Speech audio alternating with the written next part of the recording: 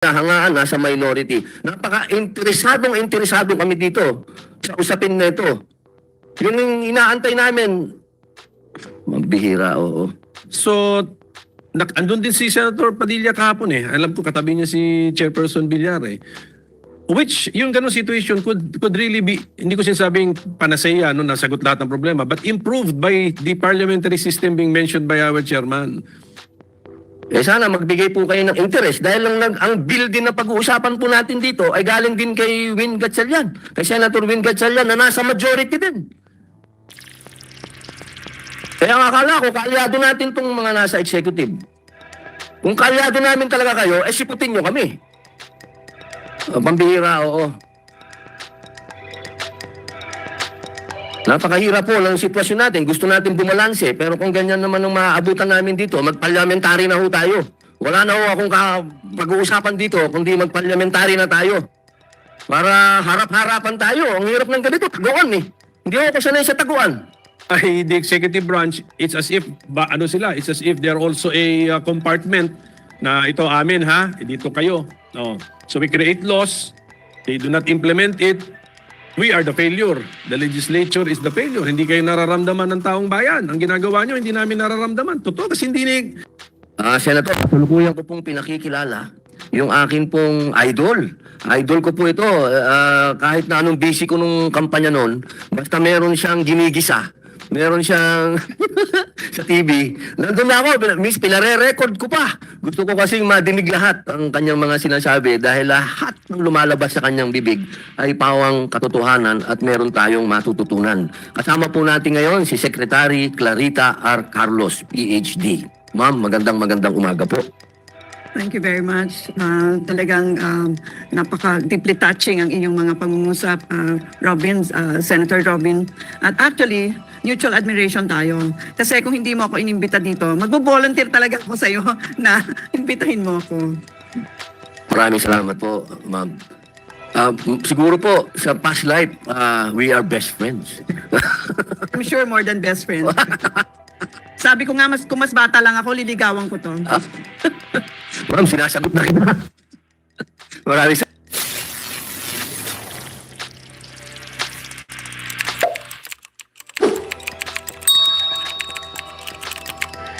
Senator, kasalukuyan ko pong pinakikilala yung akin pong idol. Idol ko po ito. Kahit na anong busy ko nung kampanya noon, basta meron siyang ginigisa. Meron siyang sa TV. Nandun na ako, miss, pinare-record ko pa. Gusto ko kasing madinig lahat ang kanyang mga sinasabi dahil lahat ng lumalabas sa kanyang bibig ay pawang katotohanan at meron tayong matututunan. Kasama po natin ngayon si Secretary Clarita R. Carlos, PhD. Ma'am, magandang umaga po. Thank you very much. Talagang napaka-deeply touching ang inyong mga pangungusap, Senator Robin. At actually, mutual admiration tayo. Kasi kung hindi mo ako inimbita dito, magbo-volunteer talaga ako sa iyo na imbitahin mo ako. Maraming salamat po, ma'am. Siguro po, sa past life, we are best friends. I'm sure more than best friends. Sabi ko nga, kung mas bata lang ako, liligawan ko to. Ma'am, sinasagot na kita. Maraming salamat po, ma'am. Opo. Kasama din po natin ang Deputy Secretary, si Michael Eric Castillo. Siya po ang Deputy Director General for Operations ng NSC. Good morning, Senator Robin. Good morning, Senator Coco. At sa Senator Batos at sa ating other online participants. Kasama din po natin si Attorney Ronel Co, Designated Head Legal and Legislative Liaison. Magandang umaga po. Good morning, sir. Good morning, Senator Pimentel. At makakasama din po natin si Ma'am Sulita Munsod na on the way na po siya, nagpapa-antigen lang. Una po, gusto ko lamang pong magbigay ng konting pahayag bago po natin madinig ang ating idolo. Senator Pimentel, Senator Bato, pagpasensyahan niyo po ako, maglalabas lang ako ng konting sama ng loob sa mga nagaganap. Sapagkat hindi ko maintindihan kung bakit hirap na hirap ang Senado na mag-imbita ng ibang sekretary. Marami po tayong inimbitahan. Nandiyan po ang sa DOE, inimbitahan din po natin ang kung meron silang maipapadala sa NEDA. Hindi ko po alam sapagkat itong konstitusyon na ito kasi, ito kasing konstitusyon natin ngayon sa 1987. Ang sinasabi nito, merong balancing kapangyarihan ang legislative at ang executive. Ibig sabihin, pantay tayo ng kapangyarihan. Kapag ka iniimbita sana itong mga tiga-executive, sana po ay pagbibigyan nyo kami. Sapagkat hindi naman po kami dito mga marites o parites. Yung pong aming gusto naming hayin kasama po kayo ay patungkol po sa konstitusyon. At itong bagay na ito ay hindi po ito isang bagay na isinasantabi. Sapagkat saligang batas po ito. Kaya po dito na naman pumapasok na kahit anong gusto kong gawin na pumantay diyan sa 1987 Constitution, sumasama ang loob ko. Kaya ang nangyayari, pinipilit kong baguhin natin ito.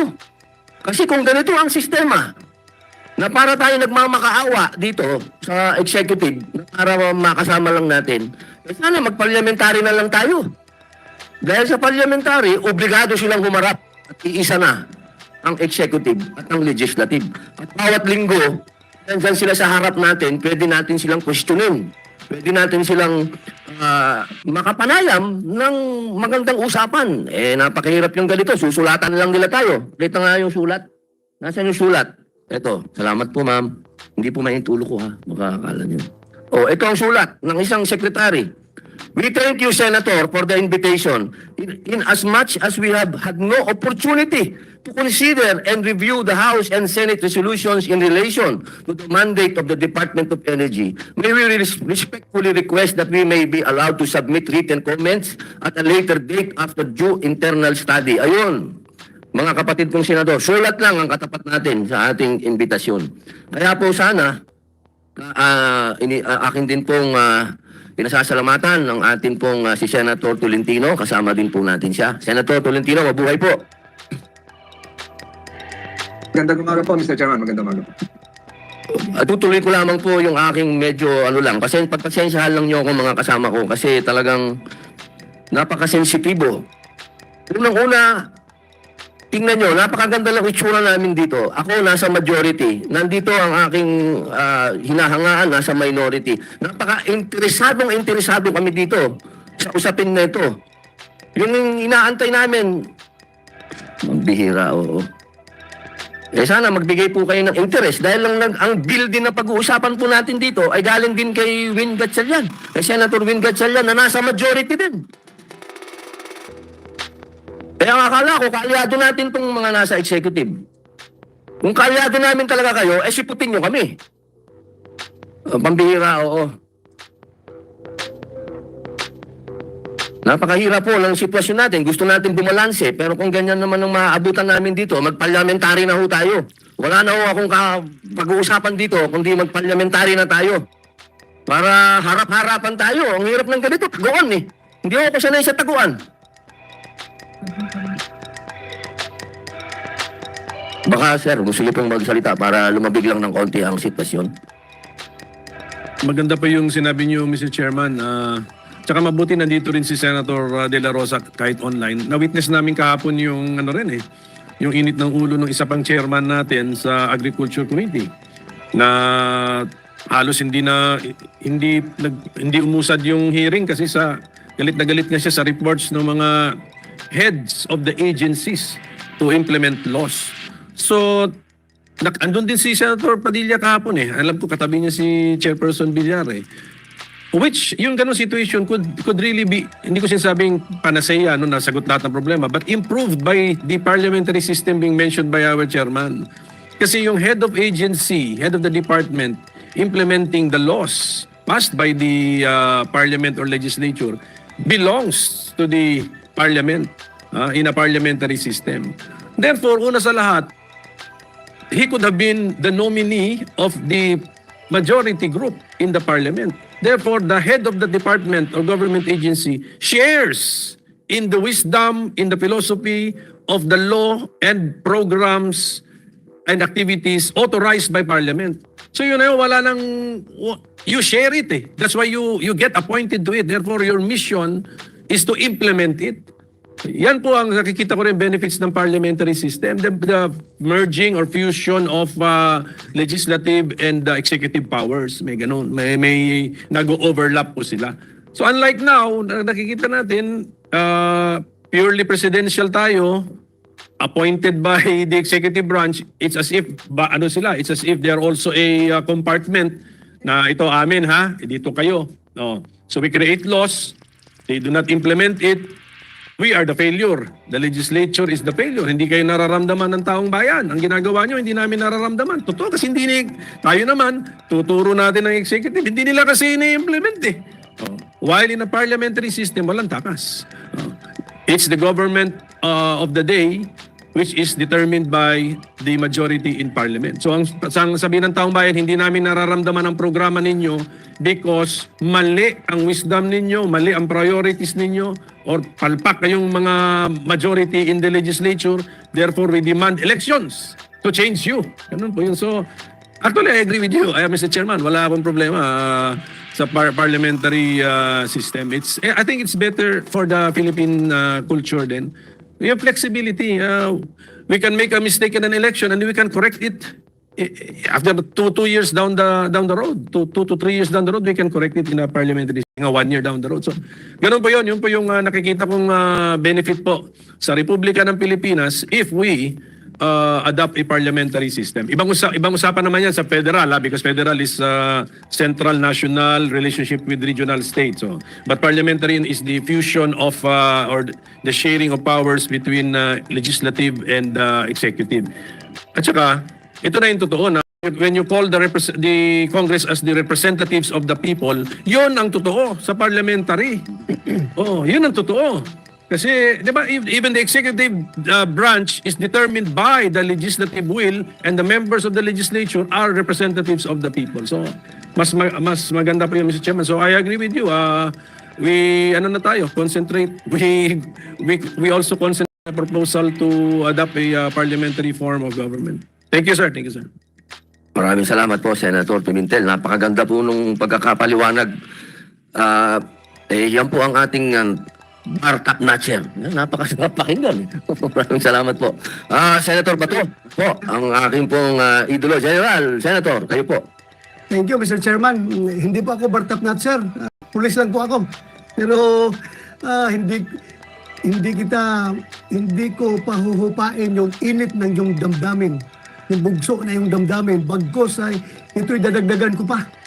Dahil nga hindi init yung iyong ulo kapag sana itong taga-executive branch of government ay lahat tayo ay nag-o-observe ng co-equality, yung doctrine of co-equality. We are co-equal branch of government and we should respect each other.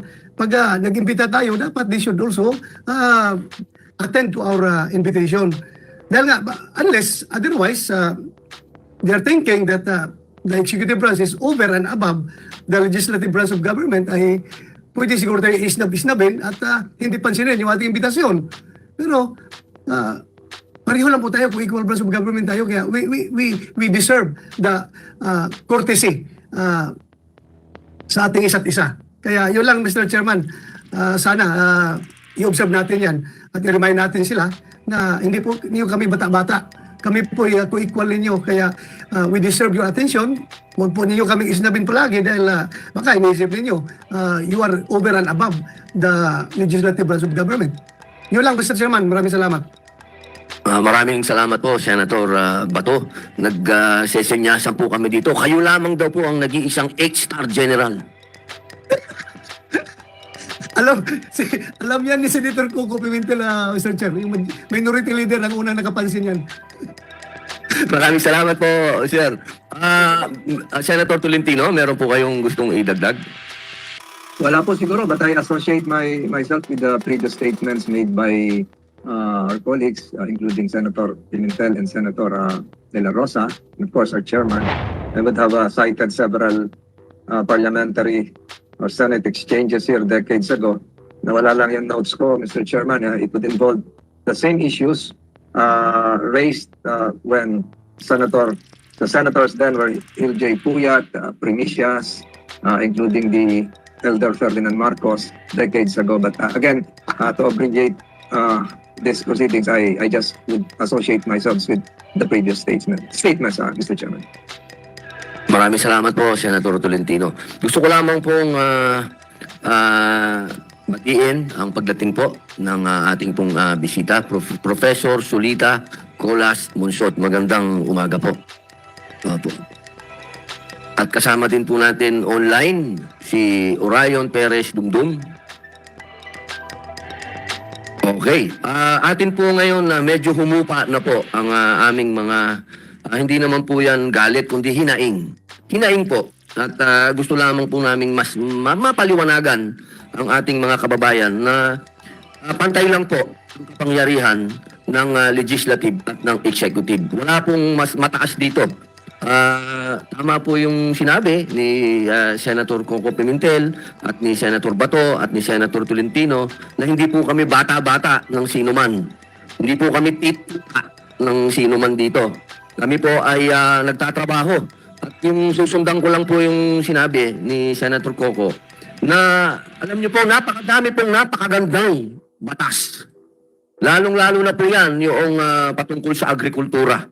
At kahapon, narinig ko po lahat yung napakagandang batas na yon na hindi po nai-implement. Hindi po nagagawa. Hindi po kasalanan yan ng mga senador o mga congressman. Kasalanan na po yan ng executive. Yung mga hindi po nakaka-perform. Bilyon-bilyon po pondo ng para sa mga magsasaka. Pero hindi po nagagawa. Hindi natin malaman kung anong problema ng mga tao dyan sa executive. Kung gusto nyo ng silipan, maghapon tayo magsilipan kung gusto niyo. Tapos, sasabihin sa akin ng mga tao sa paligid, ganito gawin mo, gumanti ka. Kausapin mo yung mga nasa commission and appointments. Pagdating sa budget, harangin nyo, bigyan mo 0. Hindi naman natin pwedeng gawin yon kasi ang magtatamaan po dyan ay yung taong bayan. Kasi ang prioridad po natin palagi, tandaan po natin, ang taong bayan. Kasi po, kaya naman po tayo nang gagalaiti dito dahil itong Constitutional Amendment and Revision na committee na to, ang nakasalalay po dito ay future ng Pilipinas, hindi po future namin ng mga senador o kung sino man. Ang pinag-uusapan po natin kung tayo ba ay magbabago o hindi. Kung mga ganitong sistema, payag na ba tayo dito o hindi. Yun lang po. Kaya po, pakikinggan na po natin ang ating pong unang bisita. Ma'am, meron pa ba tayong online? Lahat ba ito? Sige po, ma'am, ating secretary, Comsec, paki-acknowledge lang po. Sorry po, ma'am secretary, acknowledge lang po namin. Baka sakaling may nagising po sa ating mga... Good morning. We would like to acknowledge our resource persons that are online today. Representing Secretary Arsenio Balisacan from the National Economic and Development Authority, NEDA. We have Director Bien Ganapin, Trade Service Industry Staff. We have Director Reverie Pure Sapain, OIC Director Governance Staff. Director Remedios Endencia, Director 4 of the Regional Development Staff. From representing Secretary Benjamin E. Jokno of the Department of Finance, we have Assistant Secretary Valerie Joy Brion, Domestic Finance Group and Legislative Liaison. That's all, Mr. Chairman.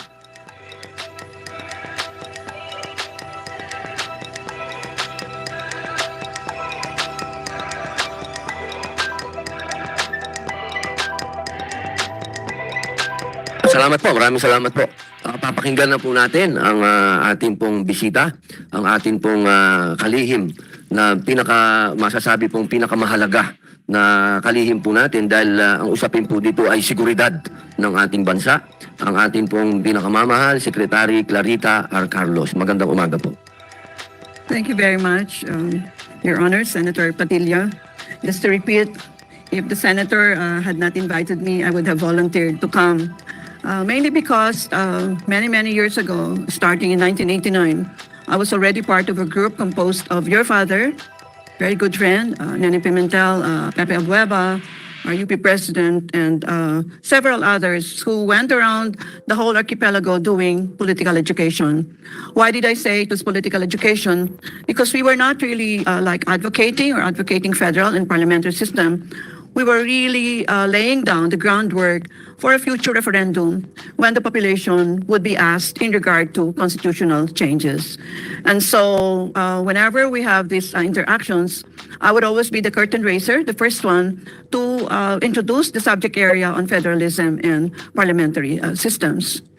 So what you really need to realize is that a democracy can only work because you have informed citizenry.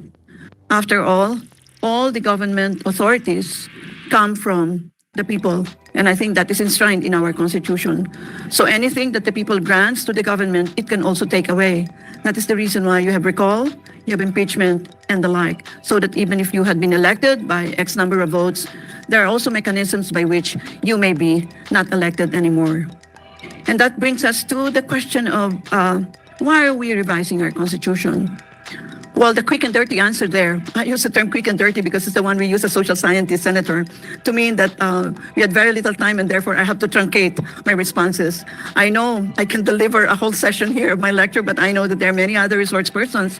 And I hope you will invite me another time so we can continue this conversation on many, many aspects of the changes that you want undertaken. Structures are very important. Structures are really the institutions within which you envelope or you embrace individuals and groups, and the structures will define the limits to action. They will define the floor and they will define the ceiling, the bottom and the top. So that an individual, when given a particular structure, like if this were a glass, the individual knows that it can only work within the structure of the glass. Like this, cylinder. Like, you talk of the leche flan, which can be formed in different configuration. If you form it in an oblong, the milk and the sugar will only work along the edges of the oblong or whatever shape the leche flan will take. That is the nature of structure. Now, if you put warm bodies in structure, then the warm bodies will have to align within the structure. And when they so align within the structure, you invariably change their behavior. So the basic groundwork, Senator, of the changes that you want would really be this philosophical perspective that the structures will result in behavior change. That's the reason why we're revising the Constitution. Because what you have seen from 1987 is that there have been a lot of things that we have done and not done, and we think that the change is in order. And the change can only come from changing the relationship among structures. And I think you hit on one of the major relationships, and that is between the executive and the legislature. Now, people seem to get confused in regard to federal and parliamentary systems. I think you mentioned that already, Senator Pimentel. When you talk of federal systems, you really talk of the relationship between the national government and the subnational units. So when you talk of a parliamentary system, you're talking about the relationship between the executive and the legislature. Okay, what is the difference between a presidential system and a parliamentary system? Siguro, konting kasaysayan. Nag-umpisa ang parliamentary system sa tinatawag na Mother of Parliament, Great Britain. Nagkaroon sila ng bloodless revolution in 1688, where once upon a time, it was the king who declared the law. And I'm sure you remember the Divine Rights of Kings, Senator Robin. The Divine Rights of Kings simply declares that the kings represent God. And therefore, whatever the king says is law. But they had this glorious revolution, and so they constituted what is called the parliament. The word parliament comes from the French term parler, P-A-R-L-E-R, which means to talk. That's why parliament is a talking environment. You talk.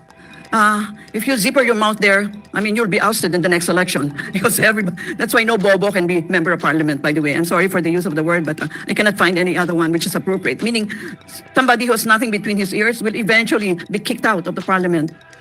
Because he will not be able to converse, he will not be able to exchange views, he will not be able to sustain the question hour, which will happen. I think you mentioned that a while back.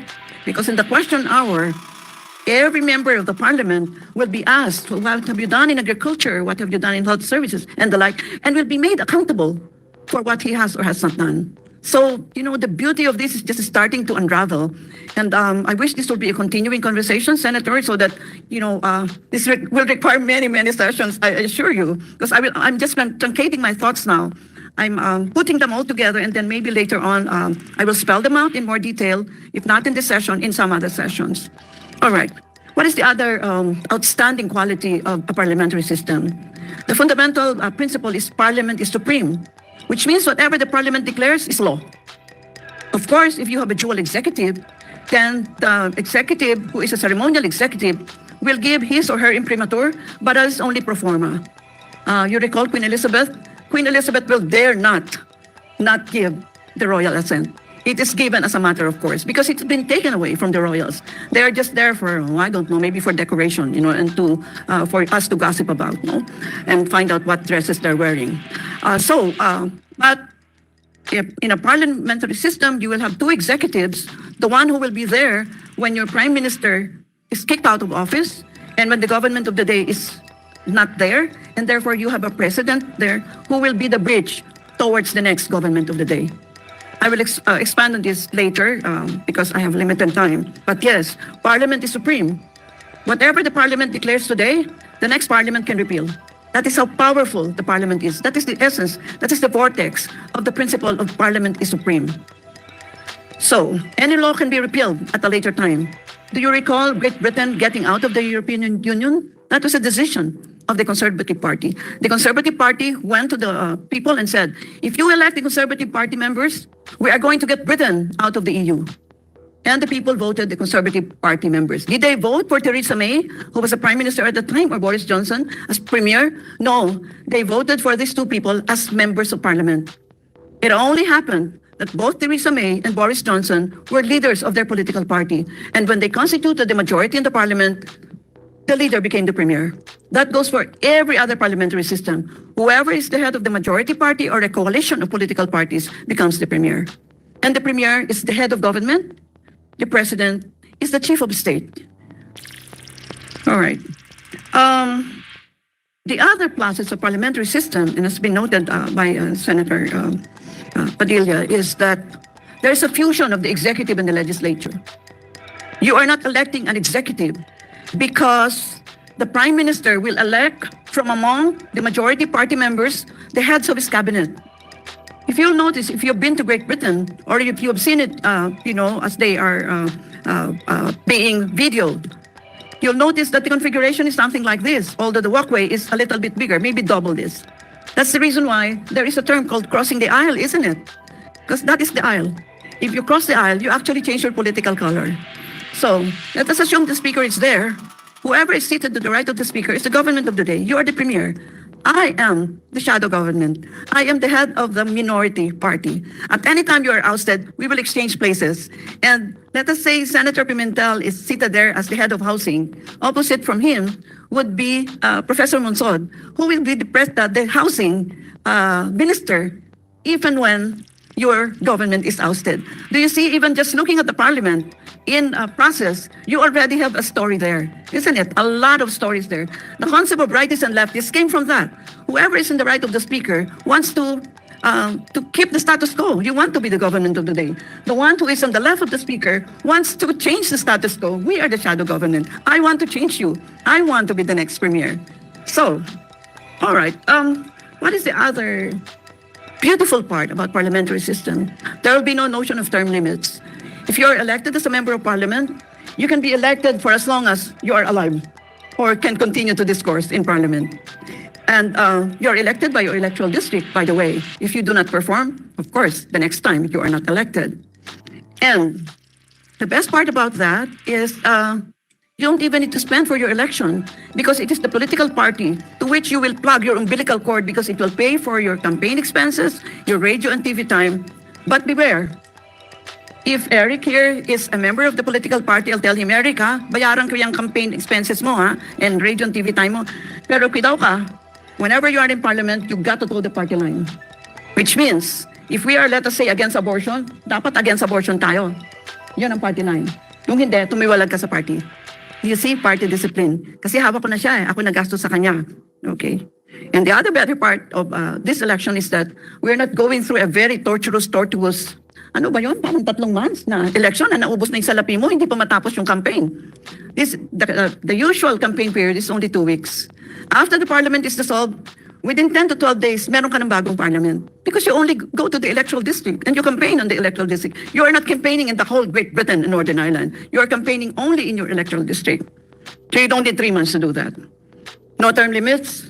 There will be no even political dynasties will be irrelevant. Why? You have political dynasties, and the empirical evidence supports me here. Orion, are you there? I'm sure you can say more about that later. But the reason why you have political dynasties is because you have term limits.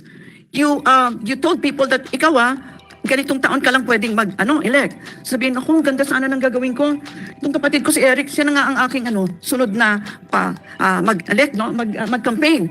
At marami na akong naitanim na mga magagandang mga proyekto. Siyempre, Eric is more likely to be elected. Not so much because we have the same surname, Carlos, but because he just followed through what I earlier started. Why will there be no political dynasties? Which is so antithetical, by the way, to democracy. Because you can only be elected by the electoral district. Never mind that your surname is the same as mine. Do you see? These are really the things that we have to think about. And I think if we're talking about strategic communication, Senator Padilla, this is how we should sell it. No term limits, no political dynasties. These are irrelevant issues in a parliamentary system.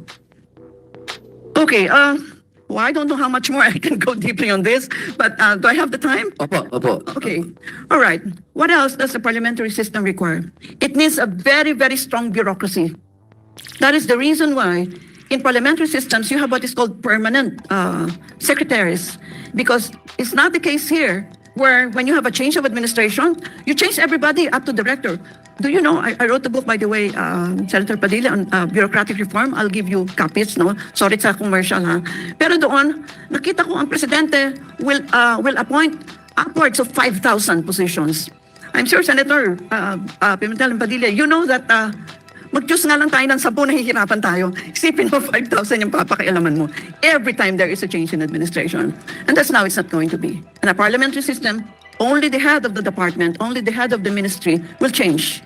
And there will be continuing policy because the permanent secretaries will be the ones that will continue the policy, and it's only the direction that the head of the ministry that will direct. Do you see the beauty of all this? The bureaucracy is king in a parliamentary system. That's why when you talk about implementation, never mind that the cabinet secretaries are changing, it's really the bureaucracy under them who will continue under the continuing rules of the game, or the rules of the civil service, or the rules of the bureaucracy. So when we adopt the parliamentary system, all these concomitants we really have to put in together. You cannot adopt them like fragmented, like with all due respect, you cannot revise the Constitution piece by piece or fragmented. Let's talk of the Constitution like an organism, like a human body. Meron siyang sakit sa kanyang puso, may sakit siya sa kanyang kidney. Wag lang yun ang pakailaman mo. Alaman mo lahat kasi infirmed siya eh. Kasi yung puso niya at saka yung kidney niya, meron siyang relationship, di ba? So hindi mo pwedeng galawin yung economic provisions kasi yung economic provisions, nakatukod siya sa political and social provisions. Hindi ba? So hindi siya pwedeng stand alone. Papalitan mo yung economic. Tapos yung iba hindi mo siya papakailaman. When we are going to revise the Constitution, dapat omnibus ang revision mo. Kasi bawat section doon na papalitan mo, ay meron siya mga pinsan sa other sections. Mag-move lahat siya eh. They will all be moving parts. So, I'm sorry, I apologize if I go against the notion that you can in fact revise the Constitution piecemeal. You can't. Otherwise, we will be wasting our time, and some of the time, we will again revise the Constitution. And we don't like to do that. Revising the Constitution is not like suddenly, we scratch our head and let's revise the Constitution. Sa ligang batas po natin yan. It's the basic law of the land. It is not revised willy-nilly. It's not as if, ganito yung kapritsyo natin ngayon, we change it. No, we don't. We're changing it because we want structural change. We want structural change because we want behavior change. I think I shall conclude at that point. Thank you. Maraming salamat po sa aming kalihim. Napakaganda po ng inyong pagpapaliwanag. Lalong-lalo na po doon sa usapin na magkaharap na yung dalawa. Hindi po nagtataguan. Napakaganda po nun. Kasi yun po ang gusto ng ating mga kababayan. Na gusto nila, marinig nila na sa bibig mismo ng mga pinuno nila kung ano yung mga plano nila ng harapan. Hindi po pwede na dadaan pa muna sa media, kanya-kanya munang pagalingan sa media, kanya-kanyang banatan doon, pero hindi naman sila nagkakaharap. Napakaganda po talaga noong harapan na nandiyan yung shadow government, nandoon yung ruling, sige, banatan kayo dyan. Yun po sana ang gusto natin na mangyari para yung ating mga kababayan ay hindi nangangapa. Tungkol naman po doon sa may I immediately react to that? Okay, that's a very good point. Because during the question hour, The Prime Minister, in fact, together with government of the day, we say government of the day because at any day they can be ousted. That's the reason why we use that term. The government, in fact, can stake the life of this government on a question of policy. Policy X, for example. No? And when he stakes the life of his government on a question of policy and he does not get the vote, he will be ousted. That's one other great part about parliamentary system. Opo, ibig niyo pong sabihin, hindi kailangan ng people power. No, you don't need people. You just oust him. But, Senator, when Kasi nagkaroon na po ng addiction yata ang Pilipino sa people power. Lagi na lang, dapat na tayo sa EDSA. Marami na tayo ng tao dyan. Sa parliamentary po, hindi na po kailangan yan. mayroon po ng role ang rally sa ating liberal democracy. Pero wag ho natin sa kalye gawin ang ating ang mga pagbabago. Maraming salamat po. At ngayon po, baka may gusto pong... Umaabot lang naman sa kalye kasi yung protesta pagka walang structure na dadaanan kasi yung grievance yung hinaing ng taong bayan eh. In a parliamentary system nandun yung structure. May grievance kami, may hinanakit kami sa legislatura, sa parliament. Yung aming problema sa ngayon, hindi nila binibigyan ng tamang atensyon o tamang kilos. Palitan natin sa election. So, pipressure namin ang aming member of parliament to siguro a vote of no confidence para to dissolve the leadership in the parliament, mapipilitan to call an election. And then hopefully the election will reflect, nakita ng election yung sentimiento ng taong bayan. Kaya importante rin na clean and honest elections dapat. So tignan natin yung mga bansang yon na talagang inatibay na nila yung electoral system nila, pinagkakatiwalaan nila ron at saka walang insentibong mandaya ron because yung taong bayan na mismo ang susuka ka o mandaraya ka sa election or you will be ostracized and forever remembered. So, sanctity yun. Kasi yun ang paraan eh. O, yun ang paraan ng pagbabago eh. So, yun po yun. So, para sa akin, yung parliamentary system reflects the needs of the society at the present time eh. Kasi kung hindi mo sinasagot yun, you do not belong to parliament. You will be ousted in an honest election reflecting the will of the people. Kaya yung mga patago-tago na member of the cabinet or of the government, magiging permanente na yung pagtatago nila kasi hindi na sila magiging member of the government. They will be ousted, yun nga sabi, through an election. Reflecting the will of the people. Yun po. So marami po itong marami talagang kailangan natin, pagbabagong kailangan gawin. Tapos yun na, since posible yung government of the day matanggal at any time, kailangan may matibay pa rin yung gobyernong naiwan. Kasi meron yatang possibility, Secretary, na that there's a period of time that there is no government of the day formed yet, ganun. So, That's the reason why you have the ceremonial president to bridge over. yes, so that's why matibay yung bureaucracy. Kasi even without a head to give the direction for the moment, tuloy ang gobyerno, existing ang gobyerno. So, these are many features, Mr. Chairman, na pagandaan talaga natin lahat ng mga yan. So, thank you po, thank you. Napakaganda po. Kasi kakapangyari lang po niyan sa UK na kailan lang kay Boris Johnson ba? Boris, di ba? Na karoon sila ng election, nanalo nga siya, pero ang nangyari, tinatanggal siya na pinag-resign siya dahil medyo may mga iskandalo siyang ginawa, COVID, pero tumutoma siya, nagalit ang tao eh. Pinag-resign siya nung nag-eleksyon, nanalo pa rin siya, pero nangyari yung kanyang mga minister nag-resign, so wala siyang nagawa, natanggal siya, palit siya. If you will notice there, despite the fact that they ousted Boris Johnson, still the Conservative Party controlled the majority in the House of Commons. And therefore, they chose among themselves the next leader. No? But if the majority party loses its majority, we're talking arithmetic majority, no? Then they go to the country and have an election. Yeah. Yun ang maganda eh. Sige po, Senator. Yun po yun. So, kung nakita natin, change is is easier to achieve under a parliamentary system. So, the party controlling the majority of the parliament made a change within. So internal, nagawa nila, bago. Kasi yung face nila, ayaw na ng tao. Let's say it's masyadong too costly for the party to maintain that face of the party. Palitan, internal. Tapos sinasabi nga sa atin ni Secretary Carlos, kung kailangan silang palitan, yung mismong majority, kaya rin. Because bakit papalitan? Nagbago ang sentimiento ng electorate. Hindi na kayo ang representative, the tamang representative sa panahon na ito. Maybe sa last election, totoo. Nagbago. So nagbago ang sentimiento namin, papalitan. So ganun po. So, I mean, napakaganda if we are after a structure which will allow changes in the government to be made easier because the structures make it possible. So, napakaganda. And then kung ganyan nga, you're a member of parliament, you're the persons running the government, parati kang on your toes. So pati yung change in behavior nga sinasabi ni Secretary Carlos, on your toes, hindi yung katulad kahapon na na-atake ni Senator Villar na ang tamad nyo, ayaw nyo magtrabaho. O, ganun. So, change of behavior on your toes parati. Di ba? Kasi kahapon, ma'am, ang excuse na nabibigay, we are a member of the board. The board, this is the board decision. We need approvals, 2 to 3 levels of approvals. Ganun yung kahapon na excuses na nabibigay. So, you are not on your toes.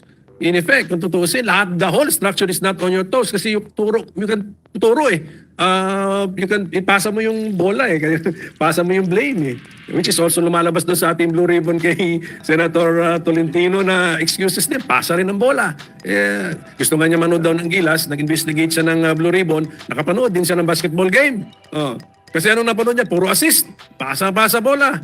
The blame game. The pointing, the finger pointing. Ganun nangyayari.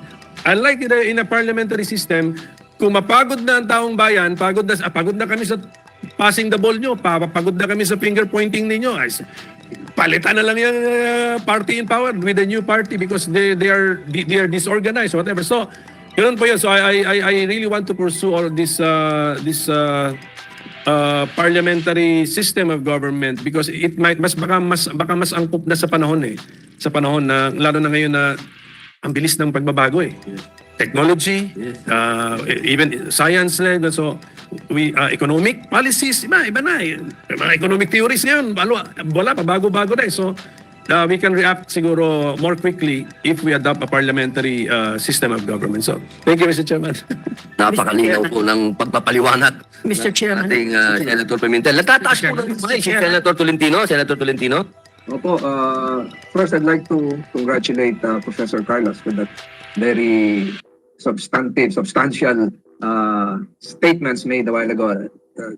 Secretary Carlos and I have known each other for years, hindi naman siguro decades. And I congratulate her for elucidating some items that should have been at the forefront of national discussions years ago. Mr. Chairman, allow me to quote something that I stumbled upon. I was there during the National Heroes Day celebration in La Union a week ago, or last Monday. And it so happened that one of the greatest sons of La Union is a former Senator Camilo Osias from La Union. And Camilo Osias, in February 2, 1962, made the same assertion like what our chairman is saying, or even Senator Pimentel. And if I'd like to have this recorded again for the second time, and I quote, Mr. Chairman, if you'll allow me, Senator Primicias had a privileged speech in 1962, and the gist is this: what kind of government should we have? The question was answered by the Malolos Convention when they included in the preamble of that document, and I quote from memory, this is from Senator Osias, who was not yet born then, El gobierno de la república es popular, representativo, alternativo, y responsable. These adjectives used in that phraseology need not be explained. We know what a gobierno popular should be, namely one rooted in the will of the people. We are operating under that ideology. And we also know that a government should be responsible. Mr. President, this is Senator Osias. There is one adjective used in that constitution which I think, as far as I know, is not found in any other written constitution of the entire world. I refer to the adjective alternativo. There are no written precedents or jurisprudence on this matter. We can only imagine that those fathers of the Malolos Constitution did envision, and I dare say that they included that adjective as a rebellion against hereditary monarchy, wherein the son of a king or emperor, merely in virtue of accident of birth, may ascend to the throne upon the death of the occupant of that monarchical government. I believe, against Senator Osias, that it was an expression of the conviction of the Filipino people that there must be periodic change. Ito po yung sinasabi ni Senator Pimentel kanina. There must be periodic change. Turnuhan in the national language. A government nga masukat-sukat in the Ilocano language. Now we are operating under that. That was during the time of the speech of Senator Primicias. Mr. President, I think the proceedings today is very timely because during that period, they talk about the upper house and the lower house called Cámara Alta and Cámara Baja. It should have been in one building where the upper house would be located, the Senate would be located in the upper floor, the Cámara Baja would be located in the lower floor. But then again, Mr. President, after 1962, this speech of Senator Osias still would reverberate in the memory of historians because we're now talking of parliamentary federalism, and these are all very timely, especially with the explanation given a while ago by my former professor, Professor Secretary Carlos, and I hope the discussion would be elevated nationally to a level beyond partisan politics, and even a discussion that should include the grassroots level. So, Mr. Chairman, though I was absent last time, I would be a participant in your committee hearings virtually and perhaps later on physically. Maraming salamat po, Mr. Chairman. Excuse me po, sir. Maraming salamat po ating Vice Chairman sa ating Senator Francis Tolentino. Meron lang po ako, napakaganda po nung sinabi nyo, no? 1962. Alam nyo po, senador po yan eh. Sigurado po ako yung sinasabi nilang magbabago na yan kasi nung 1971 kasama po ang ama ng ating Senator Coco Pimentel. Gumawa po sila noong 1973 Constitution. Parliament na po yun eh. So nakita natin na talagang yung sinasabi nyo na dumadating talaga yung panahon na kailangan magpalit ng tumatakbo ang panahon eh. Kailangan nag-a-adjust. Sabi nga ni Senator Coco, dapat nag-a-adjust talaga. Ngayon po, pakinggan lang po natin. Sige po. For the record ko lang ha, although member yung father ko sa 1971 Constitutional Convention, he did not vote for the draft. He refused to vote because of the, what happened, the subsequent happenings. Kasi may mga pressure doon, alam mo na, may mga bombing pa nga doon eh. Sa Quezon City Hall yata yun, sa comfort room. So, may mga subsequent events which pressured delegates, mga ganun. So, ang ending po noon, my father refused to vote for that draft. Nakulong po kasi yung panahon na yan, 1971, wala pang martial law nun eh. Na-approve po ang 1973 na yung Constitution na approved. Martial law na. Kaya nagkaroon na ng maraming... ang pagpapatawag si Secretary Carlos will correct me if I'm wrong. Ang election sa CONCON, wala pang martial law. But then, CONCON pa rin, there was still a CONCON, there was a declaration of martial law. Am I correct, Secretary Carlos? Yes. Yes, yeah.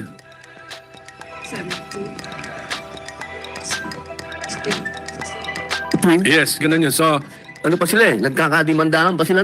so yun po yun. So, imagine niyo na lang when you're now asked to vote for a draft, and then it was under martial law situation. So maraming influences po,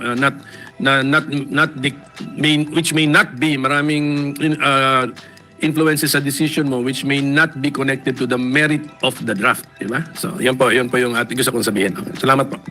Okay, maraming salamat po, Senator Pimentel. Meron po gustong magdagdag si Ma'am... Opo, sir. Kanina pa po. Sandali lang po. Ma'am Sulita Munsod. Ma'am, kayo pala yan. Kanina kasi Ma'am, kamusta po? Long time no see. Opo, salamat po at...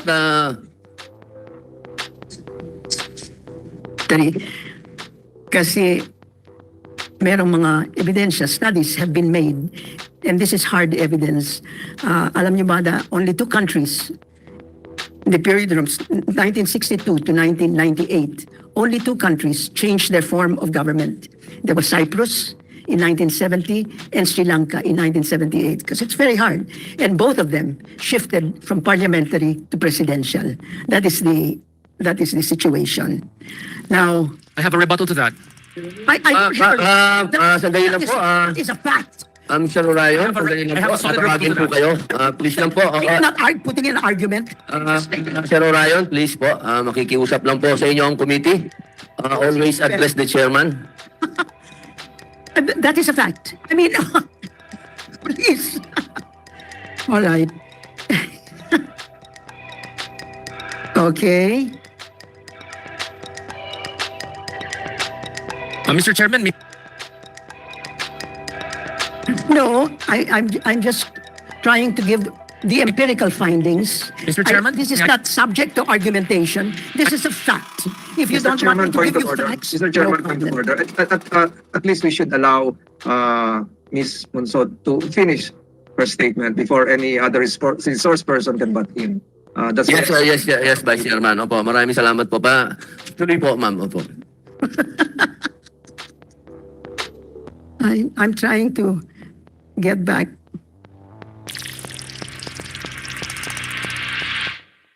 I'm sorry. I've lost it. Habang hinahanap niyo po, Yeah. ma'am, magkukwentuhan lang po kami ni Senator Coco Pimentel dahil napakaganda po nung topic na pinag-uusapan natin. Noon pa lang kasi nakikita mo na talaga, no, Senator, talagang meron talagang need for change. Kasi 1935 Constitution, naging 1973, tapos naging hindi bago yung pagpapalit ng konstitusyon no? hindi, tsaka ito lang po Mr. Chairman. I've got it. Hindi, the mere fact na merong article sa Constitution na on how to change it, how to amend it. Ganun po yun. We really need to be flexible. Flexibility is the name of the game. Ngayon, our 1987 Constitution, because of the structures nga linagay doon, naging rigid tuloy. Although theoretically, andun yung way to amend it, pero imperfectly phrased yata yun na pagdating sa usapin tuloy sa constitutional change, imbis na sa merit tayo nung substance, ano ba yung babaguhin, oras natin divert sa paano babaguhin. Ayun. So kaya wag muna, kaya nga ang trap, yan ang trap. Wag tayong bumagsak sa trap na yon. Merito ng proposal sa ating i-discuss. Then pagka maganda na yung meron na tayong conclusion na maganda. At meron tayong consensus. Hindi ko sinasabing unanimity, but merong suporta ito sa majority.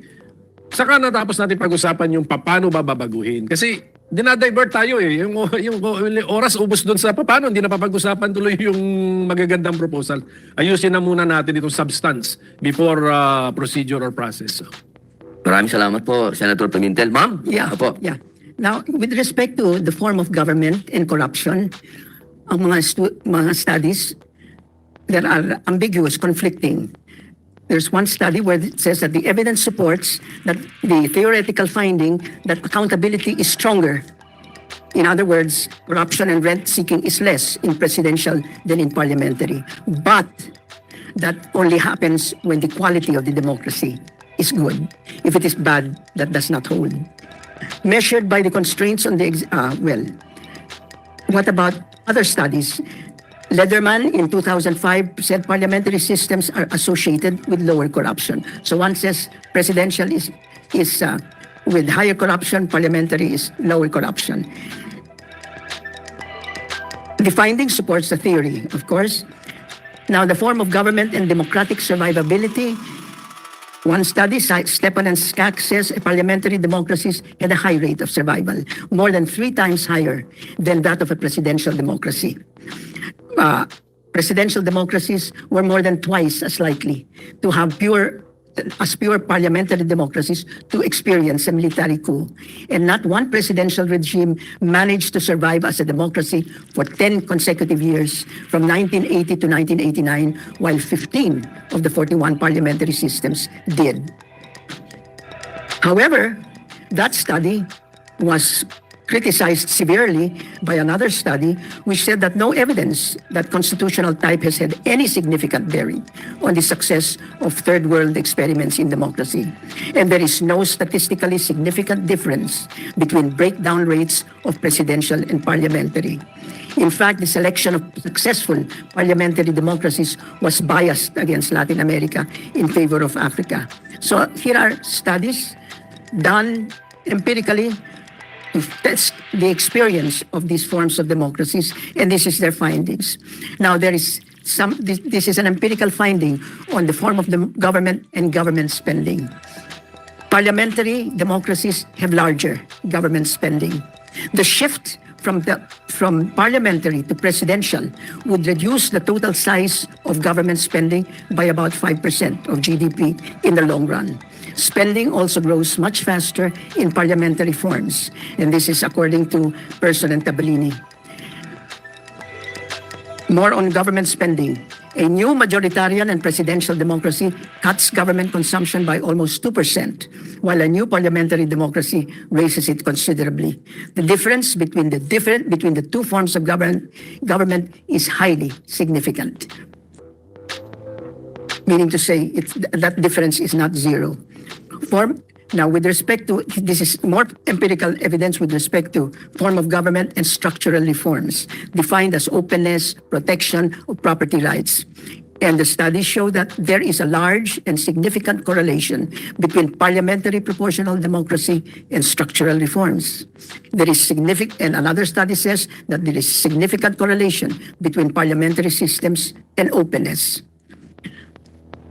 But with respect to the government and economic performance, the form of government and economic performance, there is no significant effect of parliamentary system on economic performance as measured by per capita GDP, total factor productivity, and labor productivity. That is one study. And another study says a new parliamentary democracy grows 1.5% less than a new presidential democracy. These are the empirical facts that come out of studies. So, in summary, there is conflicting empirical evidence as to which form of government will lead to lower corruption. That is, there is conflicting evidence as to whether constitutional type has any significant bearing on the survival of democracies. But the evidence is pretty strong that presidential regimes have smaller spending, meaning to say government spending as a percentage of GDP than parliamentary regimes. And a parliamentary system is systematically correlated with structural policies. But a parliamentary system has no significant effect on economic performance. And the sixth takeaway here is a new presidential system grows faster than a new parliamentary system. This all come from studies. No argument on my side. These are what comes out. Right? Okay, sige po. Just a question. Were those conclusions your conclusions or conclusions of a study? No, these are the studies. Study. Sige. Yes, So around six major conclusions. Okay, that's you just read the study. So nakuha ba ng stenographer natin yung the name of the study? So we can. These are several studies. These are a whole. Several studies, but you listed the 6 conclusions. From those several studies. Yes, from those several studies. So thank you for... Yes, summarize. Yes, thank you for summarizing the studies for us. Yun lang yung kinaklaro ko. Salamat po. Maraming salamat. Tapos na po kayo? Yes. Meron lang pong sasabihin si Secretary Clarita Carlos. Yes, thank you very much. I would like to compliment my colleague, Professor Monsod. We're colleagues at the University of the Philippines. I at the Department of Political Science and Professor Monsod at the School of Economics. I complimented her because she presented empirical evidence which are done by social scientists in regard to which type of structure would enable us to reach the desired result. There is no doubt that if you will notice, some of them are conflicting results. Yes, and as it should be, as is in the nature of social science research. Mainly because social scientists, including economists who are social scientists, use different variables to test, and they also have different levels of confidence when they test. And so when Professor Monsod talks about no statistical difference, it simply means that whatever difference that you're seeing is happening by chance. But when she says that there is a very high correlate, that means that they are moving in certain kinds of direction which in fact are related to each other. This would be for the benefit of those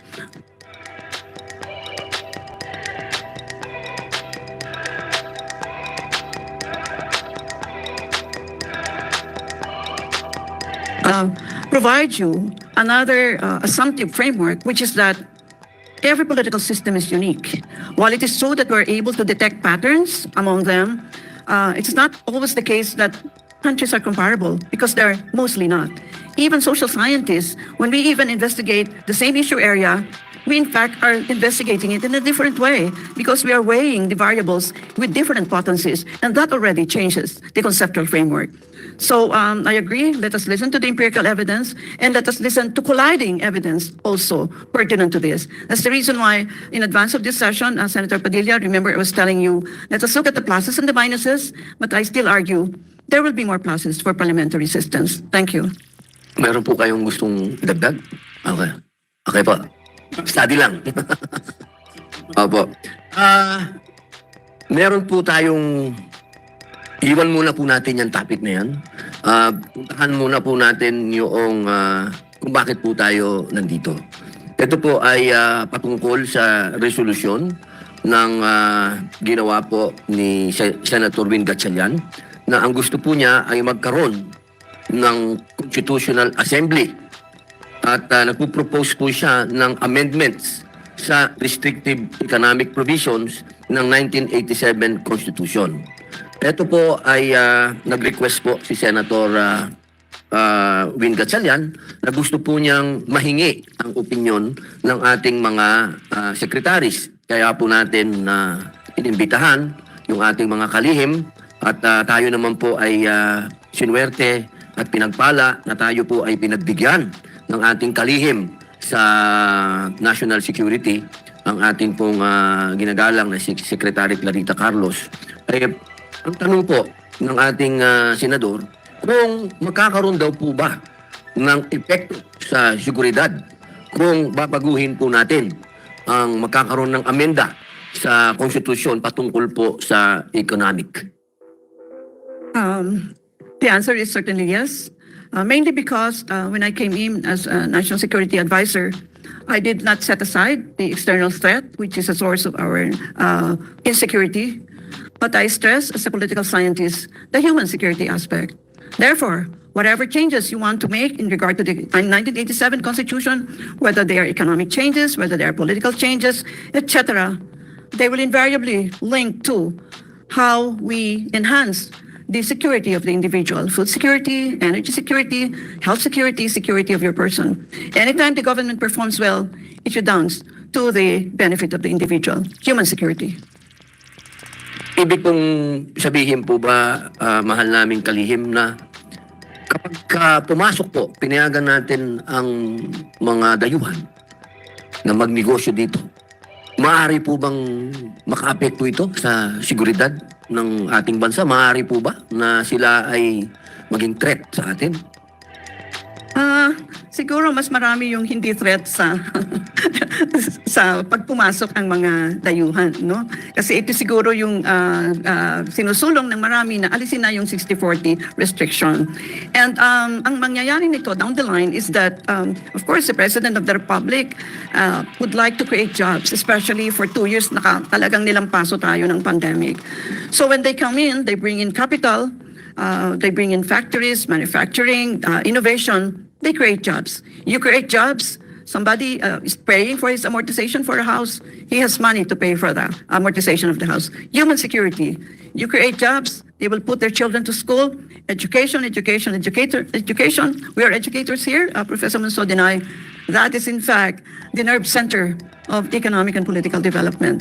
So yes, anything that we do to liberalize the environment within which work happens, within which our daily acts of living happens, redounds to the benefit of the individual. Ang issue po yata kasi ay patungkol po sa telecommunication. Yun po yung number 1 na nire-raise nila. Na kapag naibigay yung pag-aari sa dayuhan, baka yung ating pong, alam nyo na, dyan nag-uumpisa yung mga bagay-bagay na nakukuha nila, yung mga impormasyon. Yung po ba ay sa palagay po nyo, pwede na maging threat po yun, yung telecommunication? Well, I've always been an iconoclast, Senator Robin, so I don't think so, with all due respect. By the way, even if we think we are in fact secure, we're not secure, I'm sure you know the capability of your telephones, and they can be intruded into and the like. Believe me, whoever gives us the stronger, faster internet, he can come from Jupiter, and I don't care. Because we're moving towards globalization. Economies are already meshed with each other. So do we care who owns what? I think I care who gives the best service. And I really don't care who you are. Whether you're a corporate person or you are a corporation, you're an individual, you're a collective, whoever gives the best service. There is no socialist way of repairing a road, is there? Is there a democratic way of repairing a road? No, you just repair the road, and it doesn't even have a label on it. I think we should be, we should be realistic about these things. Why are we putting labels on everything and putting political color? The telcos want to come here, let them come here. If the present telcos are not giving us the services that we want, we're one of the slowest telcos in the world. As I said, he can come from Saturn and I don't care. Maraming salamat po. Sige po, Deputy Secretary Michael. Well, Senator, you cannot prevent a determined actor if he wants to penetrate your communication, whether he is an owner or an outsider. I mean, we can talk about any other country with capabilities, and they may not own your telcos, and they could do something about your system. But what the problem with this kind of fear is that, first and foremost, there is no evidence that would support that. In fact, when you have the ownership by foreigners, is that it will automatically be a breach of our security, because some people would only want to do business and would not do something else. And we have to weigh the security implications and our desire to have better services, because the better services redounds later on to your ability to progress economically. And when we talk about the linkage between economic development and security, we have to always understand that economic and security, they are like double helix. Your ability to secure your nation is underpinned your ability to progress economically. It also goes the same way that your ability to progress also depends on your capability to secure your country. So it is not an either or thing. It is not one coming after the other. It is actually a double helix thing that you do not know where to begin, except that you know that they are interlinked. Now, when there are clear evidence that this equity requirement retard our nation. This is true in many sectors of our economy, in the telecommunication, in the shipping industry. I will give an example in the shipping industry.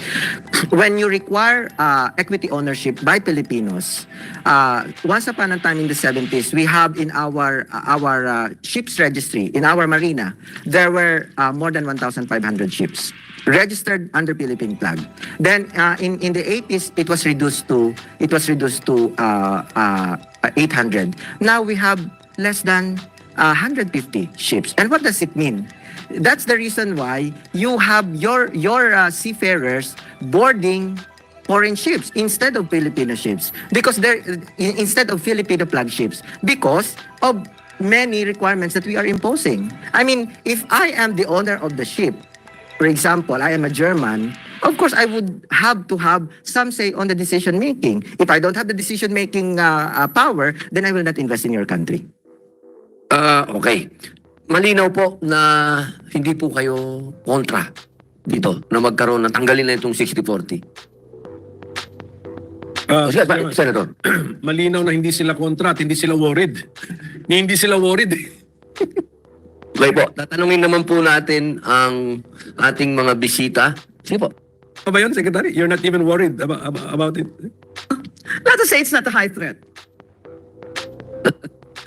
Okay po, sa NEDA. Sino po ang pwedeng sumagot sa NEDA sapagkat kayo po ang ni-request ni Senator Win patungkol dito. Ito po ba ay makakatulong ang pag-aamyenda nitong batas na ito? Makakatulong po ba ito sa ating ekonomiya? Marami pong salamat to the Honorable Chairman, Senator Robin, and the members of the committee, Senator De La Rosa, Senator Tolentino, Senator Pimentel. Magandang umaga po sa lahat. Now, on the matter concerning resolution of both houses, number one, that has been supportive naman po. We support the objective and vision in the proposed resolution, as this recognizes yung need for the country to adapt to the present and future socio-economic condition of the country. In recent past, Honorable Chair, NED has been supportive of the Senate initiatives to relax restrictive foreign ownership limitations on certain key investment areas. For instance, sir, papasalamat na kami sa Senate for passing the amendments of the Retail Trade Liberalization Act, the Foreign Investment Act, and the Public Service Act. Actually, sir, Sir, maputol ko po kayo, sir, ha? Meron pong, yung po sa Foreign Direct Investment Act, madami po ang nagre-react. Opo, kasi ang sinasabi, ito daw po ay questionable. Yung pong pagkakapasa po nun, although hindi ko po ito kinokontra, tandaan po ninyo, po ay, kahit pagbalik-balik ta rin po ninyo ako, PDP laban po ako. Ako ay nasa wing ng kasama po ako dito sa sa act na to. Pero syempre, ako po ay nasa committee na ito na marami pong sektor ang nagsasabi na illegal ang pagkakapasa noong Foreign Direct Investment Act.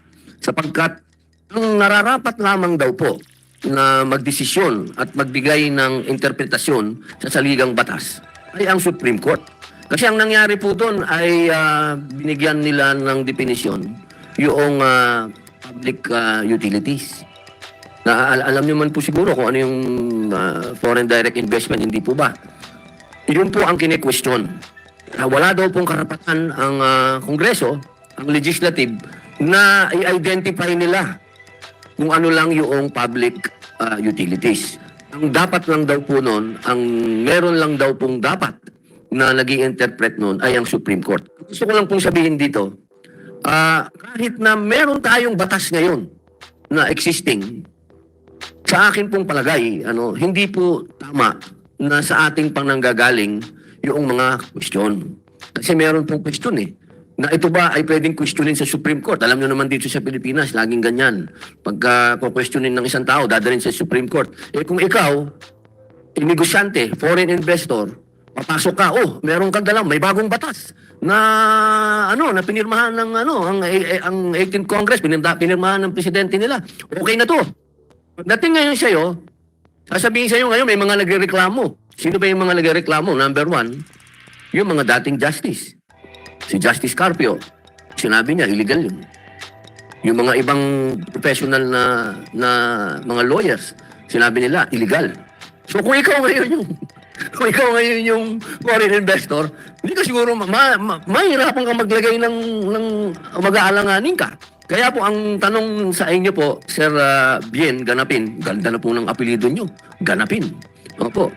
Pabor po ba kayo na amendahan natin mismo yung 60-40, yung saligang batas? Kasi ang sinasabi nila kasi walang karapatan ng Kongreso amendahan ng isang batas ang saligang batas. Hindi pwede yun. Kumbaga sinasabi nila, hindi pwede. Saligang batas yan, amendahan mo. Pag amendahan mo ang saligang batas, kailangan dumaan ka doon sa tatlo. Con-as, o yung People's Initiative. Ngayon, kayo po, tatanungin ko po kayo, diretsahin nyo na po ko, Sir Ganapin, makakatulong po ba na amendahan natin yung saligang batas?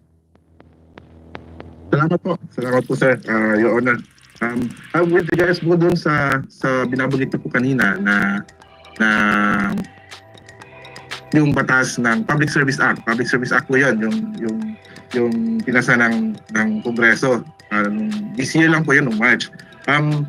Ang ginawa lang po doon, Senator, is to define kung ano yung public utility as a separate from... Boss, yun nga yun, boss Boss, yun nga yun. Yun nga ang point. Ang point natin, binubuksan natin kasi yung public service daw natin, public utility sa foreign. Diba? Yun nga yung boss Yun nga yung point. Ang sinasabi nga ng mga dating justices, illegal. Illegal yung ginawa kasi dinefine ng Congress kung ano yung public utilities. Hindi nga daw po pwede yun. Yung Public Service Act. Ano yan Ang mangyayari dyan, boss, mauuwi sa Supreme Court. Mauwi yan sa Supreme Court. At ang sabi ng Supreme Court, sila lang ang may karapatan mag-define. Sila lang ang may karapatan mag-interpret ng saligang batas. So ang simple lang po yung tanong ko, wag na po nating balikan yun kasi pag ang hahaba po tayo. Simpleng tanong, boss. Pabor po ba ang NEDA na amendahan yung 60-40? Yung hinihingi po ni Senator Gatchalian. Pabor po ba kayo na ito po ba'y makakatulong sa ekonomiya? Itong pag-aamenda ng saligang batas. Kalimutan na po natin yung sinasabi natin ng mga bagong batas. Kasi po, ang sinasabi nga ng karamihan, ito ay illegal. Hindi niyo po ako pwedeng sabihin na against ako dyan dahil galing po yung batas na yan doon sa aking presidente, ex-president. Kaya kung akong tatanungin niyo ako, pabor ako dyan sa batas na yan. Pero hindi, ang pinag-uusapan po natin ngayon ay ang katotohanan. Ano ba yung katotohanan? Kine-question ito. Kine-question. Lahat ng bagay na may question, pag dumating sa Supreme Court, halimbawa, ako yung dayuhan, may pera ako, nag-invest na ako, nandyan na, biglang dinesisyonan ng Supreme Court, illegal yung batas, ipatay tayo dyan, boss. Yun ang inaano po natin. Ano po ba kayo? Pabor na amendahan, ang 60-40 na yan, o hindi? Yun lang po, boss.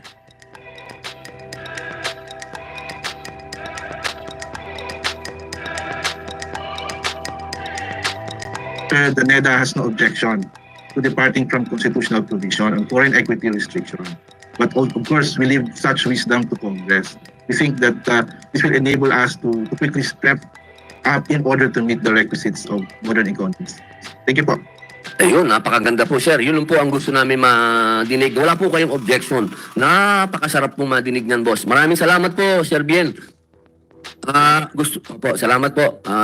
Huwag po kayong aalis, Sir Bien, ha? Marami po pong magaganap. Salamat po. Tatanungin ko lang po, meron lang po akong itatanong kay Ma'am Shulita Munsod. Ma'am, gusto ko lang pong tanungin kung sa inyo po bang palagay, magkakaroon po ba ng magandang epekto kung ating pong aamendahan ang economic provision sa 1987 Constitution? Ang stand ko po is that amending those constitutions are neither necessary nor sufficient to attract foreign direct investment. Hindi po necessary.